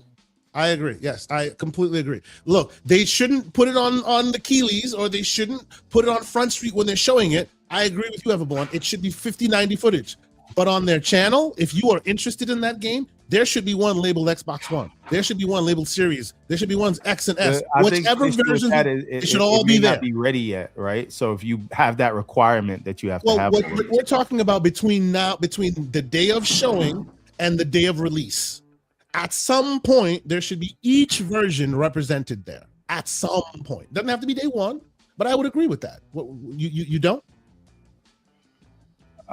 I mean, sure. I think we all got into this because we're talking about the first showing of it, right? Yes. I might be taking a hard line that just showed on PC. That's more the tongue-in-cheek thing. I'm saying Fable should have been showed on a 50/90 is what I'm saying. That was the point of this conversation right now. Oh, and I do not disagree. And I'm gonna have to wrap this up, so I'm gonna say this, and I'm gonna get out real quick. But I don't disagree with that. The Dev Direct, of course. I don't think Xbox at this point, to what you said, having games on multiple platforms, the PC version is going to be the best looking one. So of course, just show the PC version. Clearly they're headed that direction anyways, right? I don't have a problem with that. All I'm saying is, you still have consoles. There's still tens of millions of owners out there. You need to show that version to them. Plus the fact that you're putting on PlayStation, you have a responsibility to the PlayStation audience to show what it looks like on a PlayStation 5 and a Pro as well. Let me say this last thing, and I'm going to drop out. I appreciate y'all having me up. So obviously Dev Direct happened, and I think y'all briefly touched on this.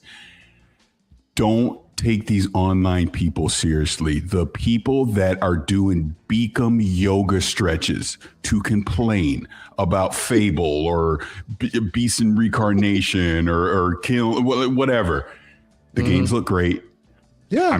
I'm honestly genuinely excited to get hands-on with all of them. They told you at the beginning, the games are still in development. This is not a final representation of the game. So if they had frame rate issues or, I know, shout out to Umbra, the male character kind of walked a little funny. We're going to get there.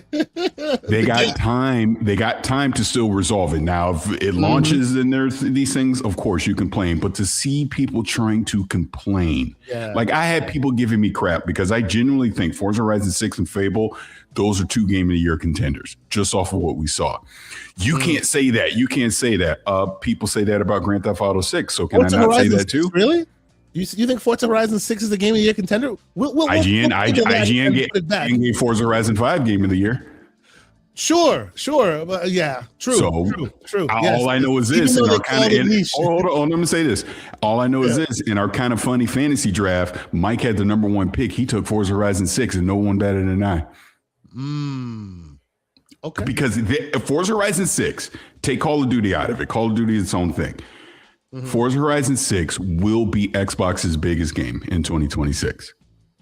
That's where that franchise is now. Yeah, you're not wrong. That's a strong claim, but the numbers back you up. That's my point. The numbers say it. Well, see, the reason I asked, I do. Wait, hold on. People used to call it niche. I do want to ask Paris one final question before he goes. Right? Okay. We understand the multi-platform strategy, whatever. Right? But we also understand that for technical reasons or whatever it is, Forza comes to Xbox and PC first. Does it move units on Xbox console hardware, or do people with PlayStations just wait? They wait. And Forza Horizon 5 proves that people on PlayStation will wait. So yeah, I don't think that's going to be a thing. But yeah, you'll have people that obviously still buy it on Xbox. I think you're going to see a lot. I think it's the number 1 pre-order on Steam right now. Matter of fact, you're going to see a ton of people get it on PC. And then, when it comes to PlayStation, you're going to see people that only have a PlayStation jump on Forza Horizon 6. So, no, I want to ask that question that Aaron asked, because it's related to what you were just talking about. He's asking, why is it that they focused on less SKUs with a genre they're comfortable with, that being Forza Horizon, but going completely multi-platform with a genre they have never used to. Go to Game Radar. Craig Duncan, who is now the head of Xbox Game Studios, explains why. And it's something I've said for the past couple of years.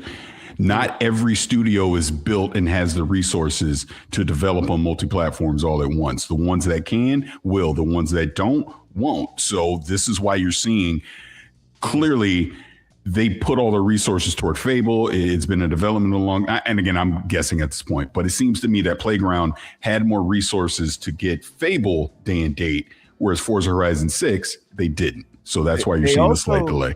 They also built Fable with a new team. Like they built a new team to build Fable, and they probably brought in people if you had that expertise. Yeah, makes sense. No, and I see in the thing, Forza might be the last game time. I'm telling you, go read that interview with Craig Duncan on Games Radar. He explains why this will not be the last time you see a game focus on Xbox first and then come to PlayStation later. It really just comes down to studio resources. Seriously. Other than that, every game is going to be multi-platform at some point. Yeah, I don't disagree. All right, I'm going to go eat, so I'm going to drive down, but thank you, Paris. I will be listening. Here, sir. Thank you. Thank you so much for being here. Catch y'all later. Later. VG Fight School, he says, okay, let's see if I can put a bow on this.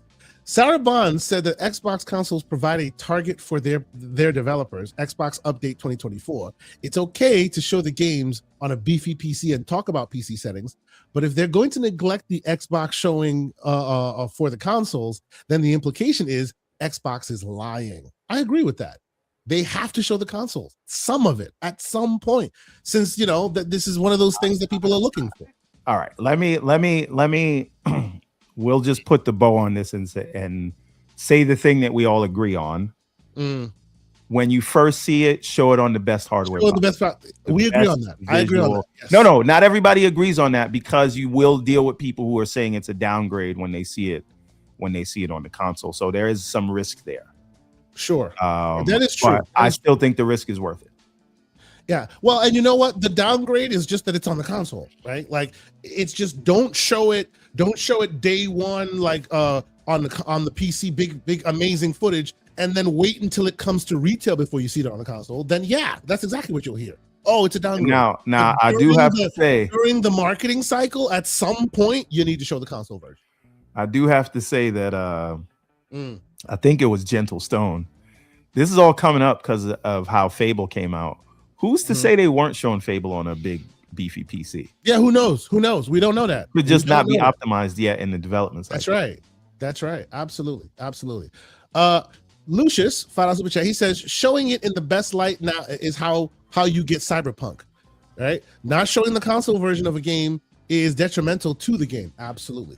Cyberpunk taught us that, right? Paris Lily learned that lesson the hard way, So I do agree that before it hits the hands of consumers, there must be somewhere that you can go and see all the versions of it. Whether it's on Front Street, whether it's you having to go and find the channel that shows the Xbox version or whatever, it needs to be available somewhere, right? Even if it's them showing the 5090 version at the Keeleys, but you having to go to the YouTube channel to find the Series S version, it still needs to be available somewhere before retail, But yeah, I think we should leave that there. But that's a good conversation. I do think more should be spilt there. We might rekindle that during the. I also believe. Well, the last thing I'll say about it is that practically, they do give these games to the media, and the media does cover these games, so it will get covered. But it shouldn't be the media's responsibility. It should be the publisher's responsibility. I agree with Paris on that. But they do give it to the media, and the media does cover these things. True. If it's not the media's responsibility, then don't give the media nothing.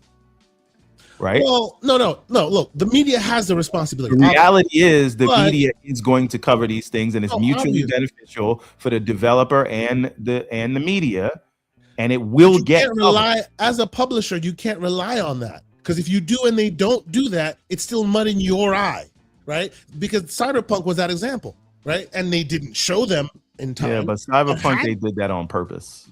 But even in the instances where people saw that it wasn't great, they didn't call it out because they were like, oh well, it's unfinished. When it's done in retail, it'll be good anyway. So because of that, they didn't even speak on it, right? You can't expect them to do their job if you don't do yours. Do yours and let them do theirs as well, which means you'll get double the coverage, But yes, more to come there. I think this is a very ripe conversation. Shout out to the great Aaron. We need to talk more about that on Discord. I have to ask you specifically about Kiln here. Kiln is a game that as I understand it, was incubated many, many, many years ago in one of their game jams. So it's been it was kind of announced 10 years ago, if you will. That's when people first heard about the idea of Kiln. And here it is right now. Oh, I see you laughing. Lucius says, no, it was this one. This is what I was laughing. Oh, okay.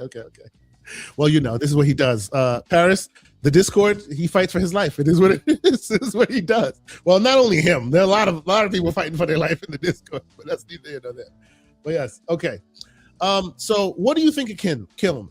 I've heard a lot of, this is not, I've heard folks say that they expect more from Xbox, that this is not. It's not for you. It's not for you. Do we understand the depth and breadth of what was showed at this Dev Direct? Right. Hold on, real quick. They showed a racing game. They showed a JRPG. They showed a third-person, over-the-shoulder action adventure RPG, whatever, and then they showed this. All across the board in all different times of the year. If one of the games wasn't for you, it wasn't for you.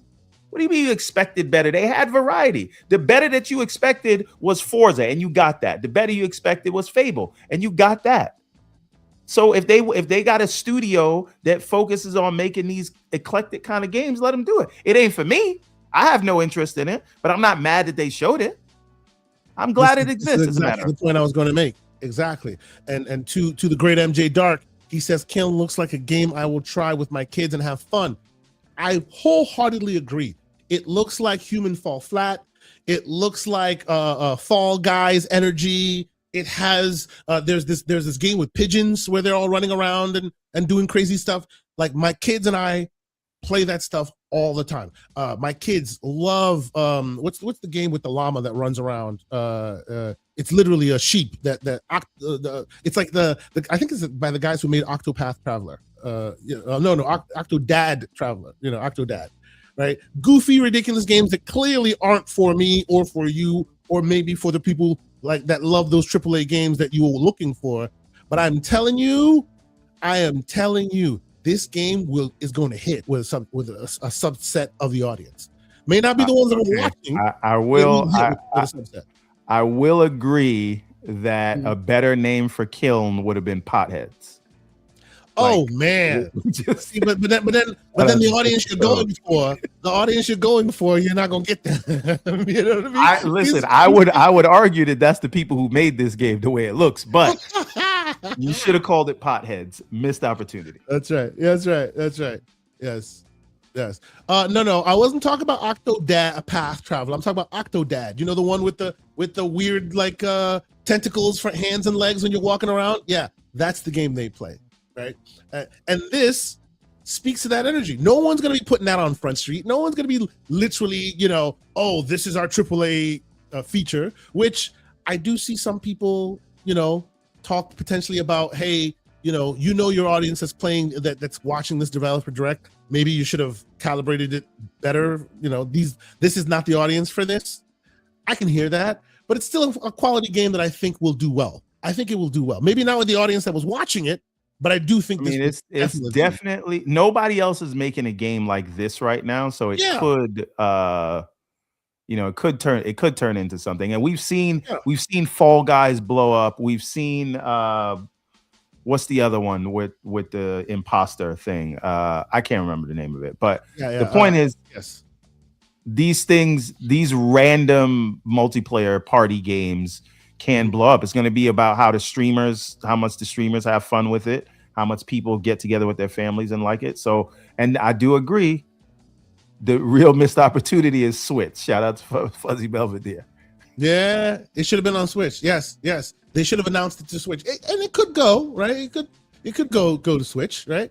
Oh, he's saying Lucius is saying that the word Among Us. Yes, Lucius is saying that the word is killing us, brothers. It's called kiln. Am I saying it right? Kiln.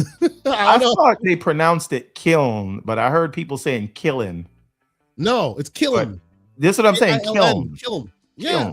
But yes, it seems like it's getting the better of many people here. But yes, look, most of these studios, most of these big publishers are not putting stuff like this out there.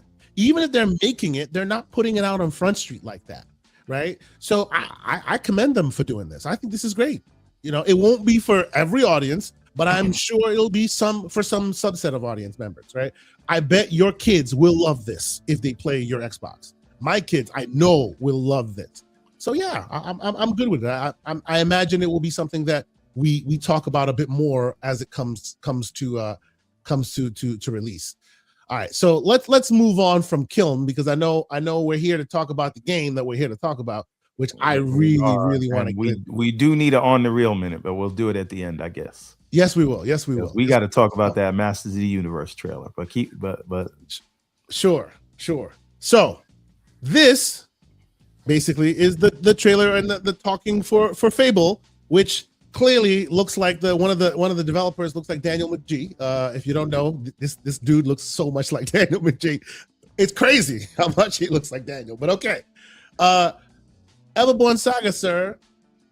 I know this is what you care about. How did this hit you? How did this grab you? What did you expect when you walked into Fable? I mean, yeah. What did you expect when you walked into Fable? And you saw what you saw. I mean, we've seen the trailers lightly, but now they really peeled back the layer and showed you real stuff. What do you think? I loved everything I saw with Fable. I did not have an issue that you had the female character, although she's giving me young Aloy vibes right there with the big head as a child. Aloy was an ugly baby. But anyway, Stop she was.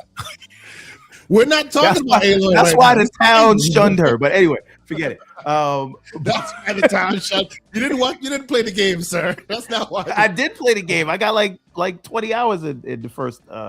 Anyway, we're talking about Fable. The point is, it looks fantastic. Everything they said is exactly what I wanted to hear. I did not play Fable 3. I barely touched Fable 2, but I was really into Fable 1. And I just feel like they got everything I remembered about Fable. And then it looks next gen. Now, I will say that every time they were showing combat, it felt like a little sparse. It didn't feel like there's just enemies all around you, but oh, your audio just kind of got a little. How are we doing? How are we doing now? Try again. No, you're good. You're good. Try again. Okay. Yeah. So what I'm saying is, I loved what I saw. I love the different biomes. I love the visuals. Now I thought you were gonna call out the hair cards because I remember when we was talking about the Game of Thrones game, hair cards did not do it. Yeah. But real quick, everyone. I don't mean to interrupt, but you were talking about the combat, and the great Colt Eastwood basically stitched together all the combat we saw in this in a minute and whatever half video to show you what the combat looks like. So we'll talk. Keep going, but this is the combat. Continue, sir. So, but again, they're doing all the things we need them to do. To me, this is all going to come into how it is tied together. I solely 100% agree with Fuzzy here. It felt a lot like Hogwarts. I know you didn't play much of Hogwarts. This looks so much like Hogwarts. Oh man. Yeah, but you're not using a little girly wand. You have a sword and you have axes and hammers. Coming from the man who didn't play the game, so doesn't know how it feels. Stop it. I did play the game. I have a couple hours in it. Great. Sir. It felt great. What are you talking about? I'm just saying, you got swords. People are saying Witcher. And they're saying avowed combat, but I don't see you sleeping on any rocks. So they are winning in my book. So as far as the Witcher 3 combat, as I hear it, there is at least a combat designer that worked on the Witcher 3 on this team. So now here is the interesting thing, right? Like when I am anti-wand. I don't deny it. You that's the truth. That's the God honest truth.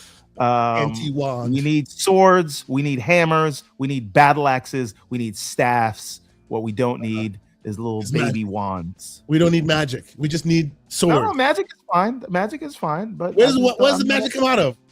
Wands. No, people have magic in their hands. They have magic staffs. They channel wands. See, as Paris confirms, yes, CDPR combat dev went to Playground for Fable. So if you are feeling Witcher 3 vibes, this could explain why. Continue.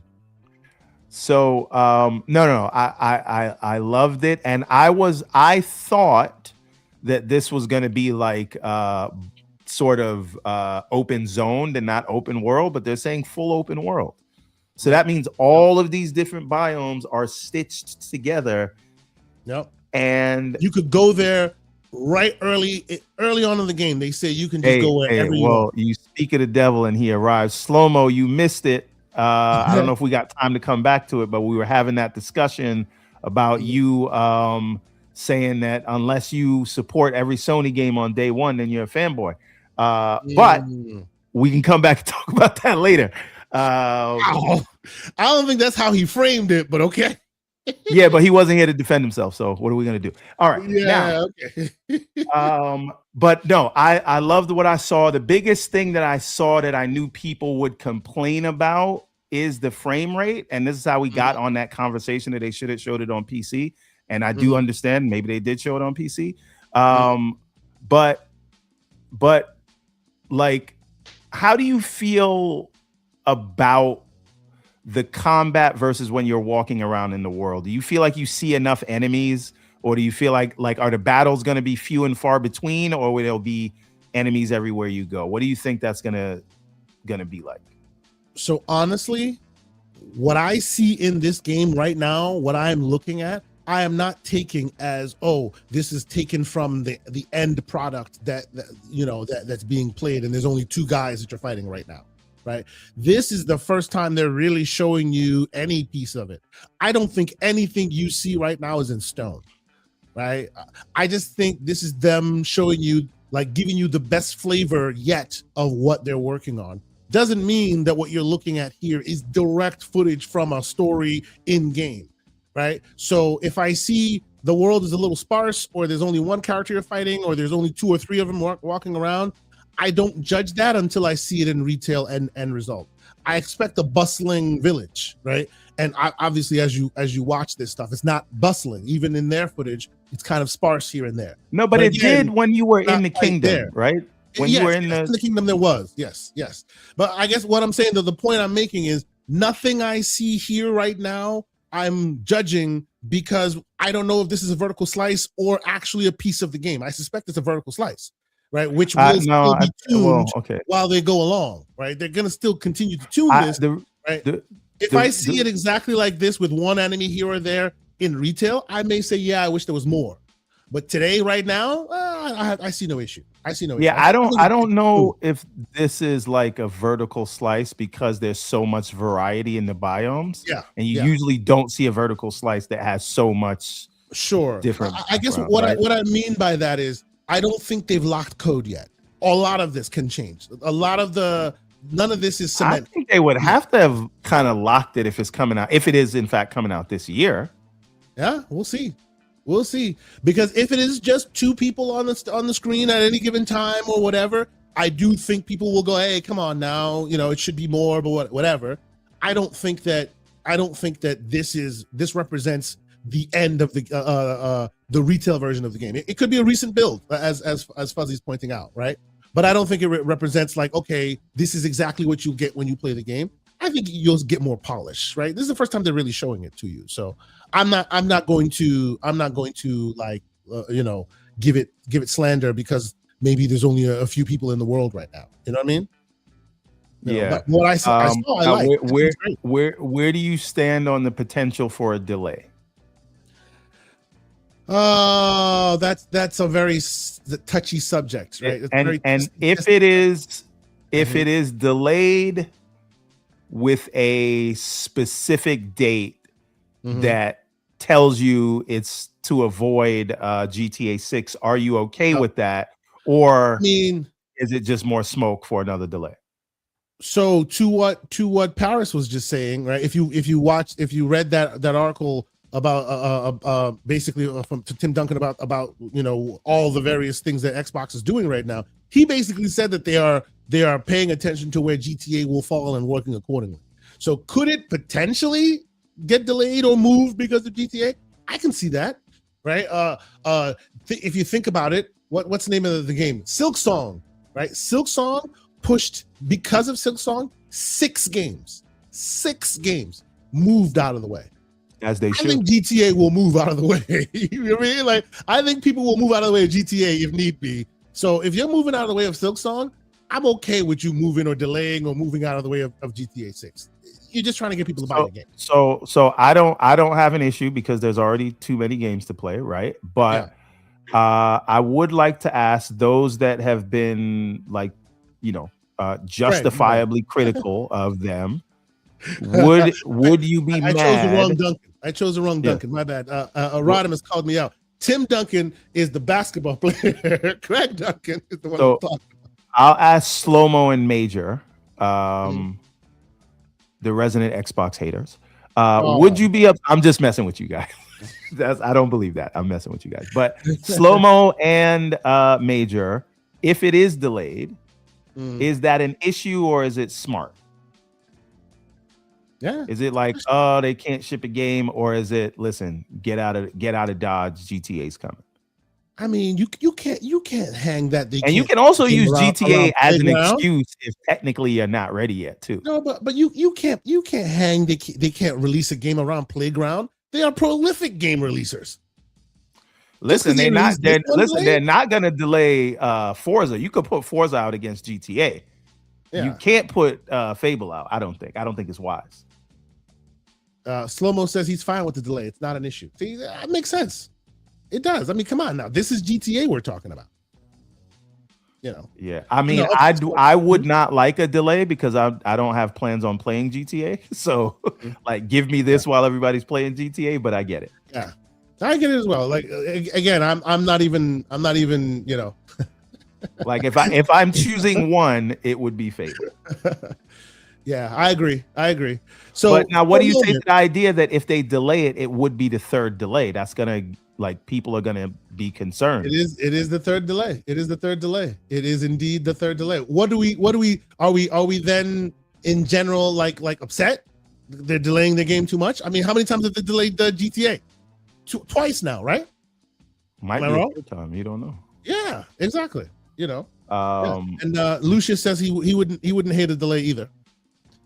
He's looking forward to it this year, but he wouldn't hate a delay. It is what it is. I can understand that. I do agree with that. I do agree with Slow-mo. Taravangian Backslap said something smart this time. If you know, you know. But all will be forgiven if the game is good when it comes out. Like, people can complain about a delay, but if it hits when it comes out, it don't matter. Yep. Let's stop for just a moment, because before we move on from Fable, let's stop for just a moment and give it the air it deserves. And what air am I talking about? I'm talking about Walkgate. Let's pay attention right now. Right now. So we see the female character walking. There's also the male character walking. The great Infinite Umbra was so taken aback by the way this was working that he felt the need to reach out to Xbox and to the developer, the lead developer himself, and just warn him that although it looks like it's a good game, the walking is just a little bit.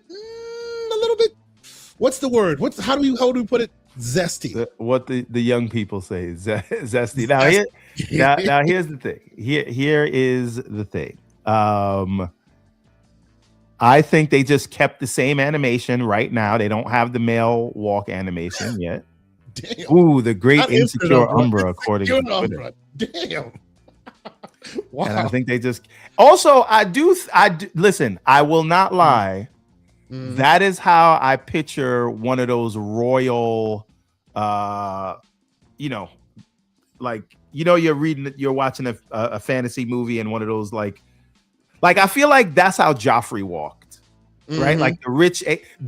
Like you can become titled a rich twat in this game, right? Yes, you can. Yes, you can. I feel like that's how a rich twat would walk. Okay. I think you're onto something. I think you're onto something. Now I think you're onto something with that. Yes. Now the question though is, what if you're somebody that's from the slums and evil? Do you get a different walk? Depending on where your character is and how you've evolved that character.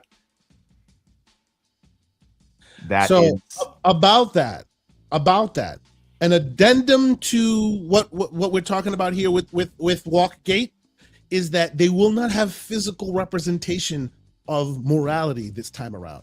So Fable as we know it, and this has been confirmed by them after this showcase, Fable as we know it, if you play the old Fables, they have physical manifestation of your good or your evil. You'll get angel wings, you'll get horns, depending on good or bad behavior decisions you make, it reflects differently in game.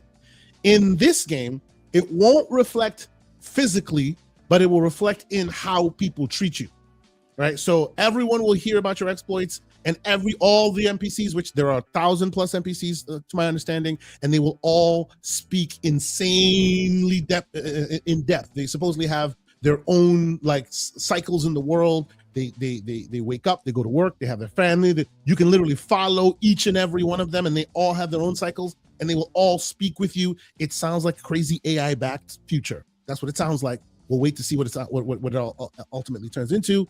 But what do you think, Everborn? Like, did this grab you, or was this just kind of like much ado about nothing as far as I mean, you have to have a very keen eye to see it, but once someone who does have that keen eye points it out, it's hard to unsee. But again, I think everything we saw from this game originally, there was a female character, and I think that's what the walk animation came from. And so that's what you have now. I don't think it matters one way or the other. It's not going to bother me, but I wouldn't be surprised if they added a different walk for if you choose a male or female character. So I put a poll in the chat because we about that slander today. It just seems like we just about that slander today, and it's a very simple, goofy poll. Somebody said they put a poll in the walk of the character, but anyway, the poll is Fable #Walkgate. Your choices are Umbra is right, I don't see it, Pitchfork time, or it's no big deal. Where do you fall, ladies and gentlemen? And by the way, because we are about listen, honestly, I just think I don't think it's a big deal. I just think it's funny. I think it's hilarious. Seek out the Infinite Umbra's Twitter page. Follow him because he's a great follow. And also go read the comments in this thing. It goes off the rails heavy. Some people go too far with it. Some people are, crazy and whatever. But I think Umbra did it all in good faith, and it's funny, and all that. So it's pretty good. It's pretty good. But yes. Was I the only one that was surprised they showed the Xbox controller? Because sometimes they show controllers from all over the place in these things, but they showed the Xbox controller. At least they did that. You are really surprised that they showed the Xbox controller? Really? I'm just saying. They're multi-platform. Come on. That's a little bit below the belt, even for you. Come on, man. I'm just giving people a hard time. You are cultivating slander at that point. What are you doing? But okay. Before they should have showed the MCon controller because you could play it on the cloud, is what I'm saying. True. Yes, you can. Question, sir. What do you think about this whole? It seems like they're trying to make play anywhere and all this a big thing. They tried to push it really, really heavy. Play anywhere, like it's going to be a thing. Do you think it worked here? Because and the reason I ask, real quick, is because I remember you and I have had this conversation in the past where I have always thought it was super interesting for Microsoft, the big company who's lives in a world of exclusives in their consoles. Now they're trying to do away with exclusives, and they still want you, consumer, to come to them instead of go to Steam, where everybody would ideally go. What would they do to try and get you to move? I think stuff like Play Anywhere is trying to, hey, maybe you want to buy it from us instead of buying it from Steam. Stuff like that. I think that seems to be the moves they're making. Will it work? I don't know. What do you think? They've been doing Play Anywhere for a while, right? Mm-hmm. But Play Anywhere means a little bit more now when you include cloud, and frankly, when you're including PlayStation, right? Play it anywhere you want, right? Mm-hmm. That being said, if you hold on. Let's pump the brakes. I know what you mean. You're talking about. We're not talking PlayStation because they don't get the entitlement. They don't get that. I understand. I'm just saying the mental exercise of play it anywhere you want. You could decide to buy it on PlayStation, or you could buy it on Steam. You're gonna play. Shout out to Aaron. The message he just said right now. Play. It ain't Play Anywhere if you can't save the same save file. That changes with Forza Horizon 6. Your save file carries with you everywhere, including PlayStation. So that's an interesting one. They did that also with if I'm not mistaken, they did that with what was it? Didn't they do that with Indiana Jones if you signed in, or was it Avowed? I never played Indiana Jones on PlayStation, so I wouldn't know. I don't know. Okay, but they did make specific mention that it will carry its save everywhere, including Steam. And even Indiana Jones, they did that, right? You just have to sign in, and you can do that. Cool. But that's besides the point. The point is they're releasing games that you can play anywhere. Anyway, but the real point, right? The Xbox ecosystem version of Play Anywhere, where you buy once and play in all those places. If you are still using your Xbox console in a living room setting, and maybe you're PC gaming, at a desk, or you have you got a handheld PC handheld. Yeah. Play Anywhere, like the Xbox version, is the Play Anywhere version is the place to buy, right? If you are for those customers. If you're only gaming on PC, then I don't think it does a lot for you, right? But you do get access to playing it in the cloud, and I do think that that's important too. I think that's an important piece of it. So, but yeah, if you're still using your Series X or whatever console on your TVs in the house, and you're playing in multiple places, play anywhere is the advantage over Steam. See, now, and I see people in the chat going back and forth about whether it's working on them or not. I do think it's a very interesting place we find ourselves, right? They are trying to get you to buy from them instead of Steam, and they're using very interesting tactics to do so. Will it work? I still am not convinced yet, right? Me, I play everywhere, so I don't care. But to the normal, like, worship at the altar of gamer, will this be enough to pull you away? I don't think so, right? I'm also seeing that, like, certain games you buy and play from their store has AI capabilities, and the exact same game that you play from Steam doesn't, right? So, like, if you're playing a game, RPG or whatever, whatever you're playing, and you happen to play it on, you have to buy it on the Xbox store. If you run into any issues or you get stuck somewhere, you could either go to YouTube, or you could, like the Xbox Ally, pop open the AI thing, Copilot. It'll know where you are, and nobody wants to do that. Nobody wants to do it. Nobody's going to do it. But this is my question: whether people want to do it or not, they have implemented that. So if you were to play, right, Outer Worlds 2 on Steam, Copilot doesn't know where you are, can't help you. If you play Outer Worlds from the Xbox app, it knows exactly where you are. It'll tell you, go here, do this, do this, do that.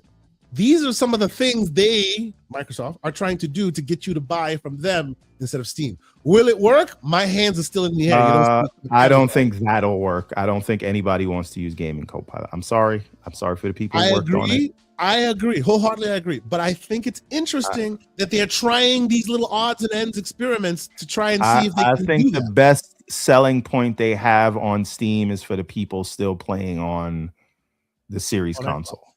Yes. Right. Yes, absolutely. That is what, because it is an advantage over buying on Steam if you still play on console. Yeah. It is what it is, But okay, so ultimately, Fable, will you be buying this game on Steam, or will you be playing it on the Xbox app? Will there be a major Xbox PC app update before the game comes out? I hope so, bro. Oh, I hope so. It depends on. Right now, the UI to beat is Steam Big Picture mode. So if they make an update to the app to make it more like the Xbox console, Jesus, I would consider it. Wow. Damn. Wow. Jesus. When Fuzzy Belvedere, the most even-keeled human that I've ever come across in our community, calls you herpes, oh my God. Lord help us. Anyway, damn.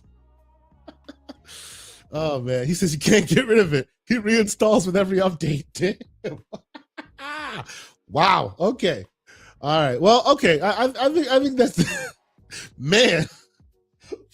Fuzzy, remind me not to get on your bad side, sir. Wow. Okay. Anyway, so I think by and large it was a successful showcase, right? I wish they had done more. What I mean by that is, historically, when they've done this, you get your shadow drops and things. You get games you didn't know that you needed or whatever. Like, by and large, all of this was kind of foretold, and it all fell exactly as it was foretold. We knew Fable was going to be there. We knew Forza Horizon 6 was going to be there. Beast of Reincarnation, we knew was going to be there, right? Kiln was rumored to be there, right? It was first it was just a general Double Fine game, and then I think it was like a day or two before the release of the showcase, it was specifically Kiln that was going to be shown off. So by and large, it doesn't look like they did anything unique that you're used to from their showcases. And as we just heard, Jez Corden has predicted that there may very well be another showcase, Dev Direct specifically, before the end of the year. What score do you give this Everborn Saga? Well, I already gave it an 8, but that was because I think Fable, in my opinion, overperformed, and the other ones, like, I respect Forza, but it's not for me. Beast of Reincarnation is intriguing, but I'm not necessarily interested, and Kiln is just not for me, but I understand that it could be for other people. So really, this was a Fable showcase for me, and it delivered on what I was looking for from Fable. So I gave the show an 8. I do want to do a little bit of shadow boxing though, just slightly. It's still on topic. You know, I was told that Xbox didn't care about smaller titles anymore. It was funny that I was told that on the week that Keeper was released, and they were like, "That's the last one." And now, the top of this year, we see that they got Kiln coming out. So, do they care about these smaller titles, or do they not? I was told they didn't. I was told Double Fine was going into salt mines to work on COD. Now Double Fine got another game coming out, and Ninja Theory shut. You know who told you they're going to the salt mines? You know who told you? It don't matter. It don't matter. That's why it's called shadow boxing. Your client told you that. I'm gonna just put that out there real quick. Anyway, so all I'm saying is we keep hearing that they're gonna do one thing or they don't care about the other thing in complete opposition to the reality. The reality is that they're releasing all types of games in all types of genre, in all types of budget across the board. But people were so concerned that they were going to stop making unique and interesting things. Damn. These people coming for you today, bro. It's wild. So let me close up this poll real quick. The poll was Fable Walkgate, the Zesty Gate. You see what I'm talking about? Hold on. This is what I'm talking about.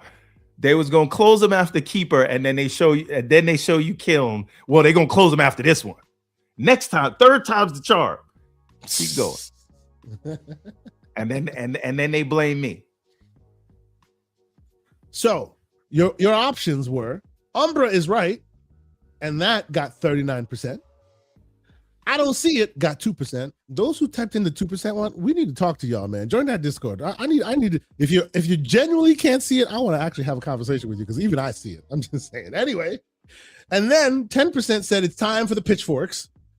And the largest amount, 49% of our audience says, no big deal. Still playing it anyway, day one. So there you go. Thank y'all for participating. Good to know. But it's good to know that some of y'all have eyes because we see Walkgate. Walkgate is the thing. Walkgate is the thing. But all right. Everborn Slow-mo is mad because we don't recognize the greatness of Sony first party. And we just got to get them on day one. If not, we're fanboying. All right. Sorry, Slow-mo. Couple super chats. Some people just not as pressed as you are to play Wolverine. Hollywood Rules, $2 super chat. He says, nothing wrong with these smaller, weird titles. Sir, you get no argument from me. That's actually why I'm still a big proponent for Game Pass. Small, weird titles. That's what I'm about in Game Pass. I love it. The great Mr. Inferno with a final super chat. He says, people wanted the summer showcase. Y'all are spoiled brats. Say it again with your chest. Damn. He as soon as he got on his PC, he's been on his villain arc. I don't know if you noticed that. He's just like, nope, I am not for the BS anymore. Freddie Fox with a $2 super chat. He says, has Xbox ever released without showing the Xbox version? I don't think so. I don't think they've ever released a game without at least showing one of the Xbox versions. If they were to do that now, it'd be the first time, I think. But yeah, I agree with you on that. Lucius, $2 super chat. He says, zesty male walks in Fable. Let's discuss. Sir, we have discussed. We agreed that there is zest to be seen, but by and large, our community doesn't care. It's fine. He's allowed to have some zest, I think. And then he finishes it off with a final super chat. He says, I would pick playing as a girl before ever walking like that as a male character. Maybe give people options. No straight man walking like that. Sir, I wholeheartedly agree. This is just jokes. It's just fun in games and all that. But if the walking is exactly this way when it comes out retail, I will just default to the female character. I'm not really worried about the walk. Yeah, I'm not worried about it either. I'll just default to the female character. For the record, I never thought the female character was ugly or anything like that. People kept doing that. I thought she was fine. She looked good. It was fine. It was good. So if the walking is weird and I feel like it's weird, I'll just default to the female character. It's all good. Anyway, so oh man, and Aaron over here, he says he did not appreciate Fable at all, and now he's saying Starfield is better.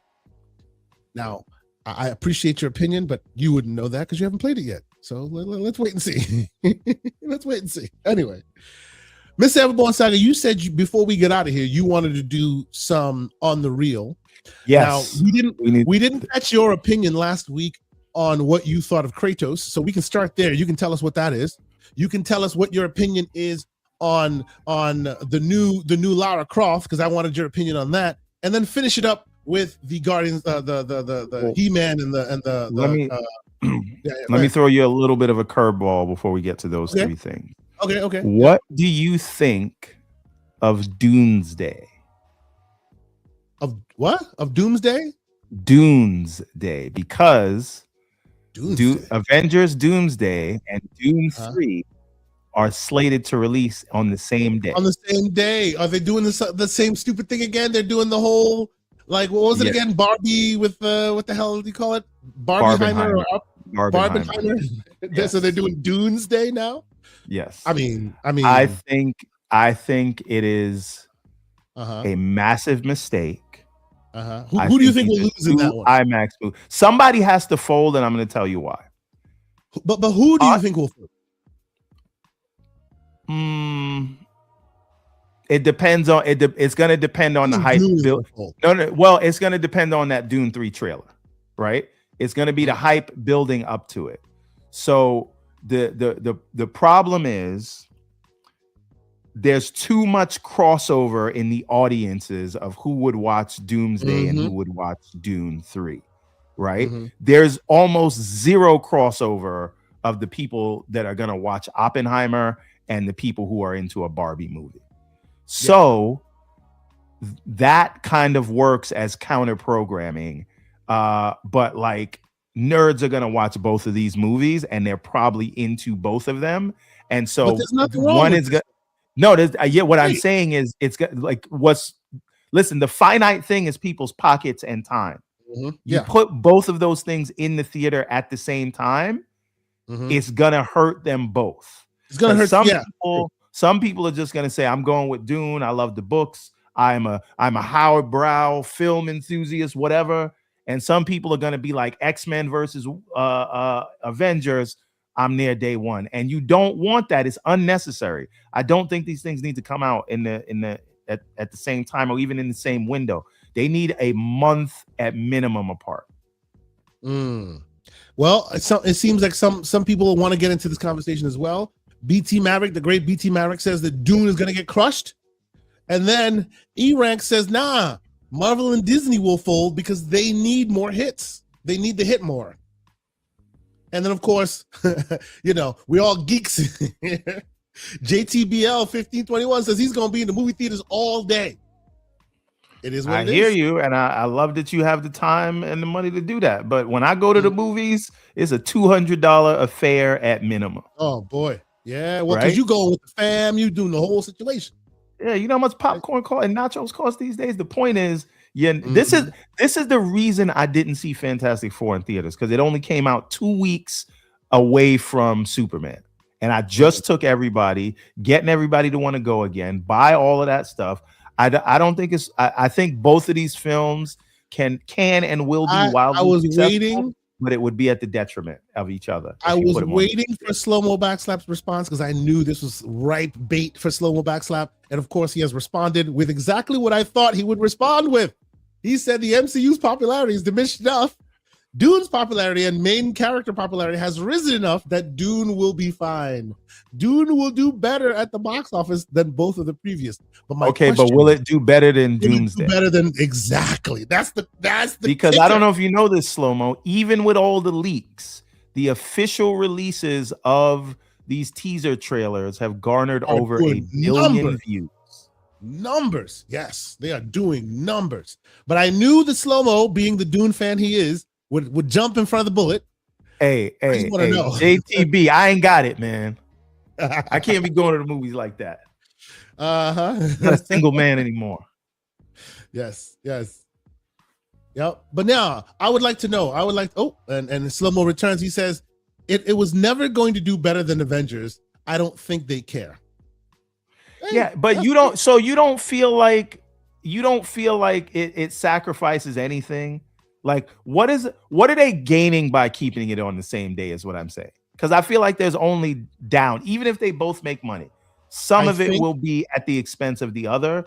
And I just don't think that's necessary. Move it out a month. One of them. I don't know. Honestly, I think the creators of Dune, like and Hollywood in general, are getting sick and tired of movies being moved or theater experiences being the MCU's only domain these days. Well, this is why Dune is going, F it. We're gonna take the crown back because we used to be the reason why people pack the theaters. Now it's only MCU fare. We're taking it back. This is why they're fighting. Here's the bigger issue that I think we're leaving out of this, and that is IMAX. There is a very limited number of IMAX screens, and usually there is one IMAX movie playing at a time. I want you to go back and think about this. When you go and see a movie playing in IMAX, what other films that day are playing in IMAX? IMAX is a separate contract that these distributors have to work out, and it's all about timing, and you have to get your IMAX slot because the IMAX tickets are more, and a lot of the money is made there in IMAX. Now, how does IMAX handle having two IMAX filmed movies come out at the same time? I mean, but this has happened before. There's been multiple IMAX movies that are vying for your attention. Have there not been? When? Well, I mean, you're putting me on the spot. I'd be surprised. This is my point. Look this up. It very rarely happens. People, these guys have to fight for IMAX slots. Interesting. Okay. There's only like 1,000 IMAX screens in all of the United States. True. Slow-Mo and Floodzilla doing battle in our chat, and I'm here for it. He says their audiences are the kind of audiences that didn't get bored with the first 45 minutes of the first Dune movie, so they don't have to worry about the MCU crowd. And then Floodzilla jumps back and says, nah, fam, Doomsday will absolutely dog walk Dune. But no one Why is this even a conversation? I keep hearing Dune will be fine. This is not about whether Dune will be fine. Yes, this is about what does Dune or Doomsday gain by releasing on the same day? Is there any benefit to it? And if you can't think of one, then one of them should move dates. I'm not even saying who should move dates. By the way, because Slow-Mo was slanderous, now Santi feels a little bit called out. She says, I fell asleep in the first 45 minutes of Dune. Talk that talk. It wasn't just you. That's true. So, Slow-Mo, you got something to say now? Unlike the masterpiece that is Dune Part 2, Dune 1 was a slog fest. Oh, my goodness. And Duncan, Idaho was miscast, and the color palette was bad, and the fighting sucked. Oh, boy. I could do this all day. And Slow-Mo knows I'm right on everything I said. He's going in right now. Let's move on. Let's move topics because we'll be on this all day. I just don't think there's any benefit for anybody involved, and one of them should take the ego out of it and move the date. Whoever it is, I don't care who it is. Talk to me about God of Ares. I'm sorry, God of War. Go ahead. See what you did. Talk to me. I don't care because I do not know how to feel about. I don't know how well God of War is going to translate to live action. And so until I see the first trailer, now I'm one of those people who believes like Kratos is not Scandinavian. I know he was dealing with the Scandinavian gods in the newer iteration, and that's the story they're telling. But the whole point was that he was an outsider from another. Then the creator has double and double checked that. So he's olive skinned. He's been voiced by black people or whatever. So and isn't this the guy that did the voice for Thor in the game? Thor, yes. This is Thor. Thor is playing. Why not have him play Thor? Just a question. I don't understand this, but I don't care yet because until I see and listen. Amazon is doing really well with Fallout. Now, that could be because of Amazon, or it could be because of Jonathan Nolan, who is Christopher Nolan's brother and writing partner, right? So, and Jonathan Nolan just happened to be a fan of Fallout, so that could be why it is so good, right?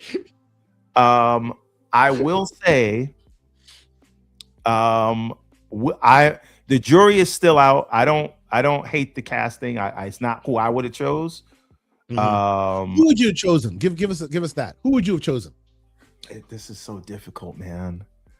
We already discussed this, so I already know. I mean, I would cast a different person for young Kratos when he was the villain, and a different Kratos for the older one. But I don't know. I can't say who I agree. And it can't just be on looks. It's who can pull off. Yes. But get me on this. I agree. We had this conversation with Infinite Number, and he called it out, and I agree with him on this.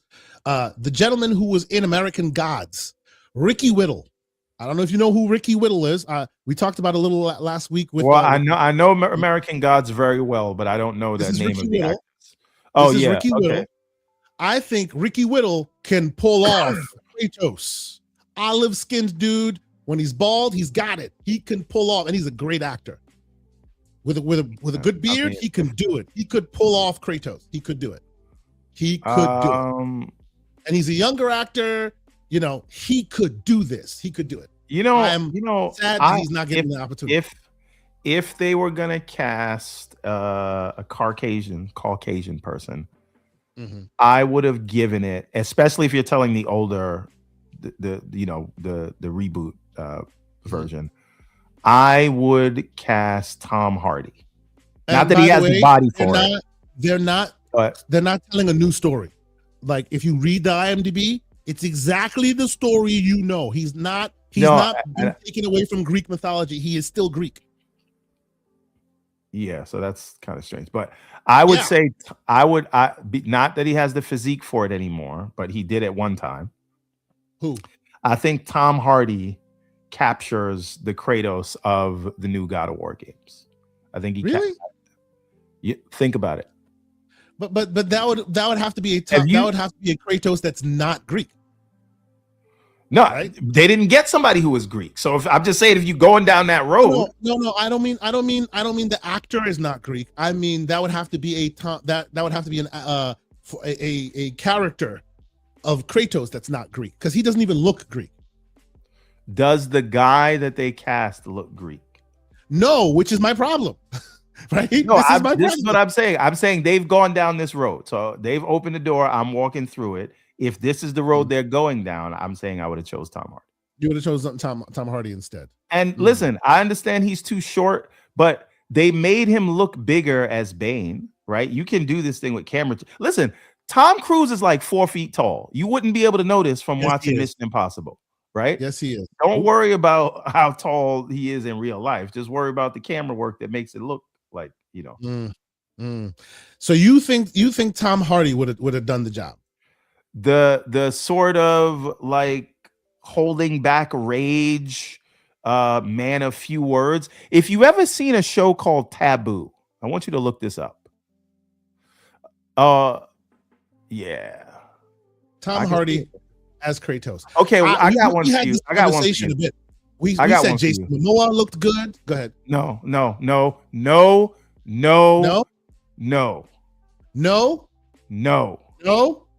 He's got the look. It's not about the look. It's can you pull off? Bro, you've seen him play. You've seen him play Kratos when you saw him play as Khal Drago. It is Kratos. Not. No. Come on. Nope. You disagree? No. Absolutely not.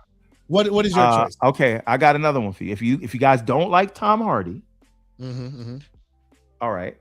What about? He got another choice for you. Oh my God. No, somebody said Bella Ramsey. No, I was gonna say, listen to this. Hear me out. See, stop going by looks, right? I know. Well, but these are also decent actors. These are also decent actors. I understand. He's a very decent actor. Hear me out. Are you ready? I'm listening. Travis Fimmel. Travis Fimmel. I'm not picturing Travis Fimmel. Ragnar Lothbrok from Vikings. Oh yeah. Travis Fimmel. I can see it. But see, now you're picking specifically a Viking. Like, I get it. We're already down, like I said, we're already down that road.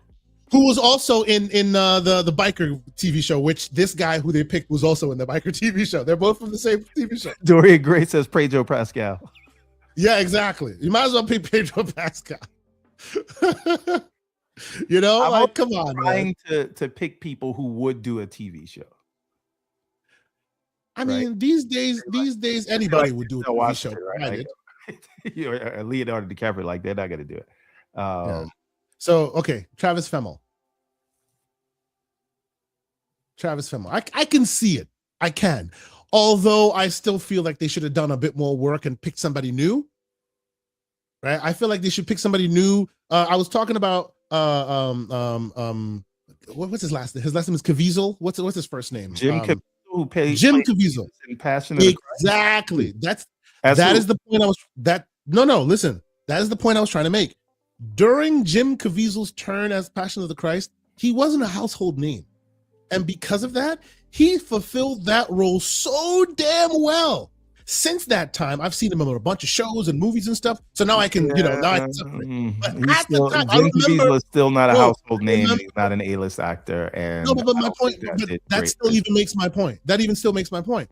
Because he's not a no-name actor, you can really get a Kratos that becomes people's Kratos rather than an actor that's from another TV show that you have to pay more, right? You want to build an IP. You want to build a franchise in the eyes of the movie watching and TV show watching population. You already have an inroad because you got gamers that know this IP, right? If you pick a no-name guy and build him up and he's good, come on, this is Disney's. All I am thinking of is people who have given acting performances that feel like they could pull off the Kratos that we got in the newer games. That's why I say Tom Hardy. That's why I say Travis Fimmel. Shout out to the great John Wolfe. Speaking truth, he said he should be someone who can pull off Greek. Yes, that's the point.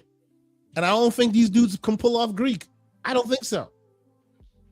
And I'm actually, based on Umbra's word as well, I'm a little worried about the current Kratos they picked because he's very Southern drawy kind of. I don't think he did that on purpose to Thor, but Thor was a very Southern drawl kind of guy. Like, I don't think he's from America. I think he did the Southern drawl on purpose. Yeah, just like Andrew Lincoln does. Coral. No, but for Thor, I thought that was a very weird choice. For Thor, like Thor's not from Alabama. I think it had to match with who they were using as Zeus, as not Zeus. What's his name? As Zeus. As Zeus. Sorry, yeah, Zeus. Yeah, as Zeus. So because Zeus was because Zeus was Odin. It wasn't Zeus. Zeus. Odin. Yes. So because Odin was a mafia boss, Thor had to be a country drunk. That's weird. I don't know, man. Anyway. All right. What was the next on the reel? The next on the reel was Tomb Raider. All right. And I call it triangle boob gate because I think it's a bad look. Angelina Jolie will always be my Lara Croft. Not because the movies were good. Did you watch Alicia Vikander's Tomb Raider? Did not like it. As a matter of fact, I actively hated that movie. Wow. Didn't like it at better. Oh my God, I hate it. Wow. So you think, okay, so between I hated it as a movie. I didn't have any issue with her playing Lara. Like if they rebooted it and kept the actress, I would have been fine. Alicia Vikander is a great actor. But this is what we're talking about. Like this is what we're talking about. We're specifically talking about who should be Lara Croft. I think too many people try to cast these things based on looks, and I think you should go for acting ability over look. And do you think Alicia Vikander is not as good of an actress as where is she? Where is she? She was here a minute ago. I saw it a minute ago. Where is it? Dang it, I lost it. It was what here are you looking for? There she is. Sophie Turner? Sophie Turner. Do you think that Alicia Vikander is like who's a better actor? I would say Alicia Vikander's a better actor. I don't think we haven't seen a trailer for this yet. We don't know how she's gonna pull it off. She was good in Game of Thrones. Game of Thrones. And Game of Thrones, she was decent. Right, but this is a single picture. I don't have an issue with this picture. I think they're regressing in this to me. I think she looks cool in the picture. I don't care about that. I want to see how she pulls it off in the trailer. If we're talking about looks the part, Angelina Jolie has it for me. And I did not like the Alicia Vikander movie at all. So let me see what the trailer for this looks like, and we'll go from there. So Slow-Mo Backslap says Sophie Turner is in a Prime series called Steel. The show is decent. She is not. So there's that. I don't think she's cool. I think she's cool for early 2000s. I think it harkens back to a time of triangle boobs. You know what I'm saying? Like PS1 era. Like I liked Alicia Vikander's version. Even if you don't use Alicia Vikander, I would like Sophie Turner to look like Alicia Vikander because she's an architect, an archaeologist, right? They're not sexy and cool. They're dirty because they're digging in the dirt. This is a single picture. You don't know what this is from. You have no context of this. This is just like a photo shoot. I'm using what I'm seeing and I'm making a determination. What you're seeing is a Lara Croft who is wearing the clothes from the character in the game. That's all you're seeing. It's not in the set of a movie or anything. So you have nothing to base this off of. I do, because just like you based off of your idea that certain characters look too clean, this looks too clean for me. It is. Asante. It looks too clean for me. Not on a set. It's literally a black background. Sir, when they show us more, if it's different, and I'm wrong, I will say, hey, it looks better. They showed us the pictures. I'm telling you how I feel about picture. There's a picture. There's not pictures. There's one. Oh, there's multiple. There's multiple. There's another one. There's another one. And the other one, she's not in her suit. She's just with her red hair, like walking down the street, like in character. Right. And honestly, I like Alicia Vikander's version better. For now. When the show comes out, I will, of course, I'll be there day one.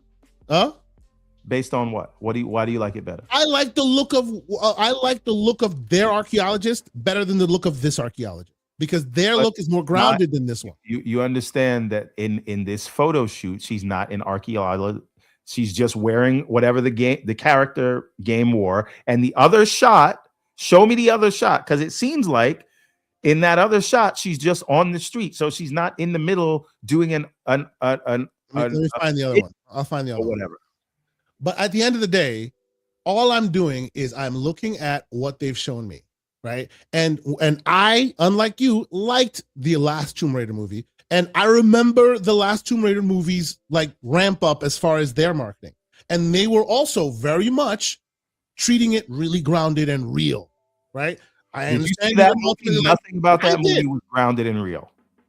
Sir, we're not deliberating whether the movie was good or not. I understand that. What we're gonna do? I'm just saying that the character. What we're gonna do every week. By the way, people come to the Discord every week. We pick a movie to watch. I'm gonna nominate the movie this week, sir. And there's Tomb Raider. We've already picked the movie this week, sir. And by the way, that's this week. Sure. Next week. Okay. We will nominate that, and so we can all remember how bad that movie was. So that's my pick to watch in the Discord next week. Alicia Vikander's Tomb Raider. Okay. And this week it's Equilibrium, by the way, for people who don't know. Timu Matrix, for those who don't know. You see, this man, if either he's a huge fan or he's literally like ready to like rip it apart. There's no difference. Either he's with it, meaning he's standing behind it, or it's the worst trash on earth. There's no middle ground. Like, what's wrong with you, sir? There's nuance in the world here. Jesus Christ. You got no nuance to a photo shoot photo of a character trying to dress like a video game, and now you want nuance anyway. So all right, did we have any? Okay, go ahead. Celtex says, and then I want to move on. They just need to cast somebody who's really hot and looks like Lara Croft. Acting won't really matter in this sort of situation unless you have someone great who can breathe life into some of this. He's out of line, but he's not wrong. Anyway, what did you want to say? All right, let's move on to the Masters of the Universe trailer. Mm-hmm. Oh my God! Oh, hold on. I just need to put this out there. Oh, they keep moving. Hold on. That is insane. That is insane and wild. Nobody asked you anything. But still, the dagger did hit. Oh man. Anyway, continue. So you said the Masters of the Universe trailer. Yes. I just happened to catch this. I have no idea about the story. I was like, what the heck is this? And of course, Mr. Wolf calls him him man. Okay, so this is before we even get into the trailer. I feel like people are so invested in the culture war that they don't even watch the things they're culture warring about. Do you know that the whole purpose of this trailer was to say Adam is living in a world where they're using pronouns and he wants to get out of that world and be a real he-man. That's the whole point. That's the point of the thing. Yes. It is actually a rebuke against the pronouns. And actually, I think the reason why possibly Mr. Wolf and others are doing that is because in the beginning of the trailer, you see him sitting in a cubicle and he is him and he and him is in his pronouns underneath his title. So I think people just took that and ran with it. Right. And they didn't watch the rest of it because it was new ammunition for the culture war. And they just went with it because people like it's too much trouble for people to even watch a trailer now. Now, should I put the trailer up or will the ninjas come for us? I have no idea. I don't know. MGM, I'm not sure. Go ahead. Just I saw from the trailer, I loved. Now there are other people that are mad that Man at Arms is Idris Elba, right? Why? I think it's great. He looks the part and everything. Well, because he's black. They got it so right. Look how Castle Grayskull looks. Even Skeletor, which is not an easy thing to get. Like you got this muscle bound guy with a skeleton face, right? All of it. So, I've heard some people say, it gives Thor Ragnarok vibes, but you got to hope it doesn't fall into Thor Love and Thunder. It's very tongue-in-cheeky, it seems. And again, you have Battle Cat there, you have Beastman in there. Like, look how Evelyn looks just down to the costume. Everything. They got the costumes exactly right. Yes, they did. There's big set pieces. The action looks like it's where it needs to be. And I think the tone is right because, again, Superman is a goofy show. It's a dude in loincloth running around with a sword. Like, it's stupid. And they got it right. I think they got the tone right. I think they got the visuals right. And the whole point is he's leaving Earth. And a lot of people are like, why is he on Earth? Do you know the Superman lore? Do you know Adam's mother is from Earth? The He-Man lore. Yeah. Right. By the way, just so people know, because I feel like we should put a disclosure. Everborn's brother is the biggest He-Man fan in the world. So because of that, not true. It is Thundercats for him. I was the one with the He-Man toys when I was growing up. Oh, okay, my bad. These guys are such super fans that they will open the Book of Grayskull and read from it for you, and they will be very right. So just so you know. So some people wanted it to be like Lord of the Rings mixed with Star Wars, but that's not really what Masters of the Universe was. So, and if you remember the old On the Reel, we talked about the cartoon Masters of the Universe. We talked about that with Everborn's brother some time ago. Go seek that out. Very, very entertaining episode. But yes. Yeah. So, I mean, I don't know. I loved it. I love that they're giving it the budget that it seems like it deserves. I can't believe we are. Oh no, Flood, not like that, sir. No, sir. No. You need to watch your mouth, sir. You're gonna lose your mod privileges. You keep that up, sir. He said I said it. Get out of here. No, sir. What are you doing? Don't make me start talking about Bionic 6. Oh, no. But no, I support this if only so that we can get a Thundercats movie. But and I know we're getting a Voltron movie. But I don't know. I think they did exactly what they needed to do, and I'm more excited for it than before. So ooh, damn. All right. Today's not a good day for you, sir. You see? Today's not a good day for you. Anyway. All I know is whatever character that you like, you see He-Man has a movie now and your character does it. Oh, you gotta be just cold-blooded with that. Okay. But yes, I don't think a lot of people paid attention to the trailer beyond the screenshots and whatnot, because the story is quite interesting, and it seems like we didn't really get any of that. People think it's basically the default story as you remember it. They saw it to be in Castle Grayskull. They're expecting it to be. Yeah, but I also think they saw him, and they was just like, oh, and they just go, let's run with it. Yeah, that's true. They saw him, and then they saw Idris Elba, and then that was it. What? Look, okay, I will stand with my brother Idris. What do people have a problem with Idris Elba? Because they're like race swap of a character that they never cared about. I get you. Okay. All right. So, a couple super chats. Hollywood Rules, $2 super chat. He says Dune better move, but I love both games, movies rather. I agree. I think Dune will move. I think Slow Mo Backslap will disagree with you, but he's wrong. Flight the 116 with a $2 super chat. He says Kratos doesn't even pull off Greek. I would say the older Kratos, like, because I've recently replayed 1 and 2. Older Kratos before the Ash. This is a deep cut. I'm sorry, Thundar the Barbarian. Thundar. That is a deep. Yes. I'll give you that one, Flood. Now, Mr. Inferno, $2 super chat. He says Jared is the kiss of death. What do you think, sir? What Jared who? Jared Leto? No, I think he means the character who's playing the character, the actor who's playing He-Man. Isn't his name Jared? So isn't he like an unknown? What else was he in? Why is he the kiss of death? I don't understand. Yeah. Please explain, Mr. Inferno, if you can. We appreciate it. Jared Leto is not in this movie. No, Jared Leto is not in this movie, isn't it? Not that I know of. Yeah, I don't think so. Flight 116 with a $2 super chat. He says, I'll be waiting for Silverhawks. Yeah. Oh, they said Jared Leto is Skeletor. Is Skeletor. I didn't know that. Oh, well, I mean, you wouldn't know that because he has a skeleton face. No, I know, but I didn't know that from the IMDb. I didn't read that. Interesting. That is okay. Hold on. I'm gonna say, listen, since I don't care about pitchforks today, I'm gonna say something slanderous. I think Timothée Chalamet is overrated, and that's it. I agree.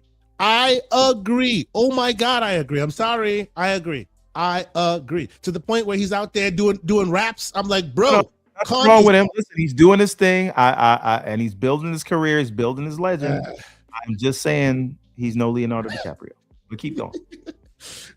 Slow-mo, this one was hilarious. Hilarious, sir. Hilarious, sir. Good job. All right. I will also give you another hot take. Okay, wait. I do have a question, right? How do they play Skeletor in this movie? Is he menacing or is he the meme Skeletor? The one that gives you the until we meet again Skeletor, the run through the mirror, I think he's both on his way out, the bumbling Skeletor. I think you get one side of him scary as hell, and then another side bumbling buffoon. I think he's both. Because this seems to be playing in that world of they love the memes. They're playing up on that. I don't think they make him the straight man. I think. By the way, did you know that this is the director of Bumblebee that's doing this movie? Oh, which I gotta say, Bumblebee was excellent. Bumblebee was excellent. I think they should lean heavily into meme Skeletor, in my opinion. I agree. I'm not going in this movie to take it seriously. I'm going in there to have fun with this movie. It's a popcorn movie. It should be that, because He-Man and the Masters of the Universe is inherently stupid. Stupid, yes. But that's right. Stupid fun. Yeah. And I also watched the 90s movie. Yes, I did, with Dolph Lundgren. Come on now. I remember that fondly. So hold on. Wait. This is an interesting thing. So Slow-Mo Backslap says DiCaprio at his age was not DiCaprio. I don't know if I agree, and I'm gonna tell you why. And I'm completely unslanderous. I don't know if I agree, because you may or may not know this, because he looks so young, but Timothée Chalamet is 30 years old. Mm-hmm. Now, Leonardo DiCaprio, by the time he was 30, had done Titanic and Gangs of New York. Yep. I just think there's a difference. I agree. I do. I agree. Now, here's my slanderous take, which I'm sure everyone will disagree with me on, but almost everyone, because Dorian Gray seems to agree. I think Leto was all right in Blade Runner. People think it was the worst movie. Blade Runner was peak, so I'm unfortunately gonna have to agree with Dorian Gray. Like, oh, the worst movie. I watched it. I was like, no, I think it was pretty good. I liked it. Yeah, I didn't get everything. It wasn't perfect. His motivations were weird or whatever. But people are like, oh, what was he doing in there? This is the final turn of him as a leading man. I don't get that. Also, Travis Knight, the director of this new He-Man and as we said, Bumblebee, he also directed Kubo and the Two Strings, which is also a great movie. Kubo and the Two Strings, great movie. I really enjoyed that. I did. So this might be all good. This might be heading in the right direction. All right. So let's put a pin in it there. I do think this will be something that will at least bring the gamers and the geeks to the yard. I don't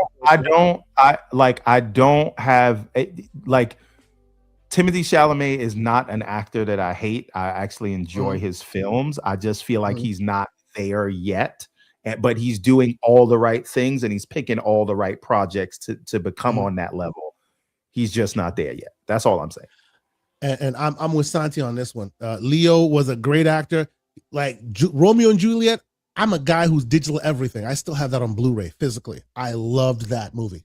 I loved it. I was a theater kid, so like that was catnip for me. So yes. And what's eating Gilbert Grape? Another great movie. I agree. I think that The Beach was a terrible movie, but like him in it was very good. It wasn't bad. Yes, absolutely. Also, this is another thing I want to recommend for the movie watching in the Discord. I made a joke about this, but it's very serious. If you ever wondered what would happen if that selfish young lady Rose actually would have shared the door with Jack and they both survived that night, watch Revolutionary Road. It is starring Leonardo DiCaprio and Kate Winslet, and it is what would have happened if they both survived that night. Very cool. I haven't seen it. Very cool. Okay. I think we're done here, but I will let Anonymous' slanderous take ride because the man has a point. The same Kubo. Well done, sir. I'll allow it. Well done. Well done. All right. Anyway. I do think, and I'll end with this. Movie, slanderous. Timothée Chalamet has the potential to be the next Leonardo DiCaprio. He just got to put some more time in the dojo. I have seen many of his movies. I like many of his movies, but I feel like the industry puts him on an unnecessary pedestal. Well, you need another young heartthrob. So if there is not one, they have to make one. Basically, but again, that is discounting the work that he's putting in, and he is putting in work, and he is turning down a lot of projects and picking the right ones. So he must be given credit for that. And I haven't seen Marty Supreme yet. I may change my mind after that, but I'm in no way slandering him. I'm slandering the people that are talking about him like he's Leo. So we will let Lord Negatron's last tweet be the last word here. which is today's podcast has been an emotional roller coaster. You are welcome, sir. You are welcome. That's what we aim to do here, to keep you on your toes, get you angry and get you smiling all at the same time. This is what we did. Wait, listen, clearly, I've been saying this for years. Oh, Billy Zane. Billy Zane was the hero of Titanic. He absolutely was, especially when he stole somebody's baby to get off the boat. But keep going. The Phantom was the hero of Titanic. That is an interesting take. If you know what I'm talking about, he was the Phantom. Anyway, Mr. Everborn Saga, I think that's it. We have actually cracked our. We're back to our old levels. We're almost at 3 hours now. I think we'll leave it. We'll leave it there. Sir, where can people keep up with your ongoings? What do you want the great people to know this week? And we will have a Kickstarter coming up in the next couple months. So I hope you guys all can help us out on that one. We're launching a very large book. It will be over 150 pages, hardcover, Prince of Arcadia, chapter 5, 6, and 7, all in one book. So I hope you guys can support that, but I will announce more of that when we don't do these Kickstarters till the book is done. So I'm waiting for that to announce it. But when the book is done, you guys will know more. Other than that, I'll be in the Discord. Absolutely, sir. And if you don't know what that is, you have not joined us, and you should. Discord.gg/TGCP. That's how you get in. You go, you answer some of the terms of service, because we got to keep it above board. And then you join us, and you can join all of the various slanderous conversations. But thank y'all so much for being here this week. It has been a great conversation. Oh yeah, remember young Josh Hartnett? Yeah. Well, here's the thing about young Josh Hartnett. Old Josh Hartnett is making a comeback right now. He's on. Yes, he is. He's doing some things. I like it. Yeah. But anyway, so come join our Discord. We talk games. We're talking movies. We're talking TV shows. By the way, we didn't do it this week. But Everborn, you're gonna have to help me. We need to start whittling down the list of NES games to top 10. We're built. We're ready to go. It's just been a busy week for us last week, for me anyway. So I wasn't there, but I will be there this week, and we have to get that done. But I think that's it, man. For all of us, for myself, Mr. Everborn Saga. Shout out to the great Paris Lily for jumping in as he does. Shout out to all you great folks in the chat. Slow-mo backslap, Big Mad Mo, Stilo, everybody. Thank y'all so much for being here. Thank y'all for continuing to rock with us. As I said, this year we will try to, maybe venture out a bit more, maybe head out to various events and whatnot. If you can, if you want to see the dynamic duo together on there, you're gonna have to help us out. So we really appreciate all the people with the super chats and all the assistance y'all give us there. That really helps to defray the costs. I want Everborn with us this year, so we're gonna need your assistance in doing so. Please help us out. But thank y'all so much for being here. And I think that's it, Everborn. Anything else we need to tell the people? No, man. Just come to the Discord. That's it. All right, join the Discord. Till next week. Peace. Nice to be in orbit.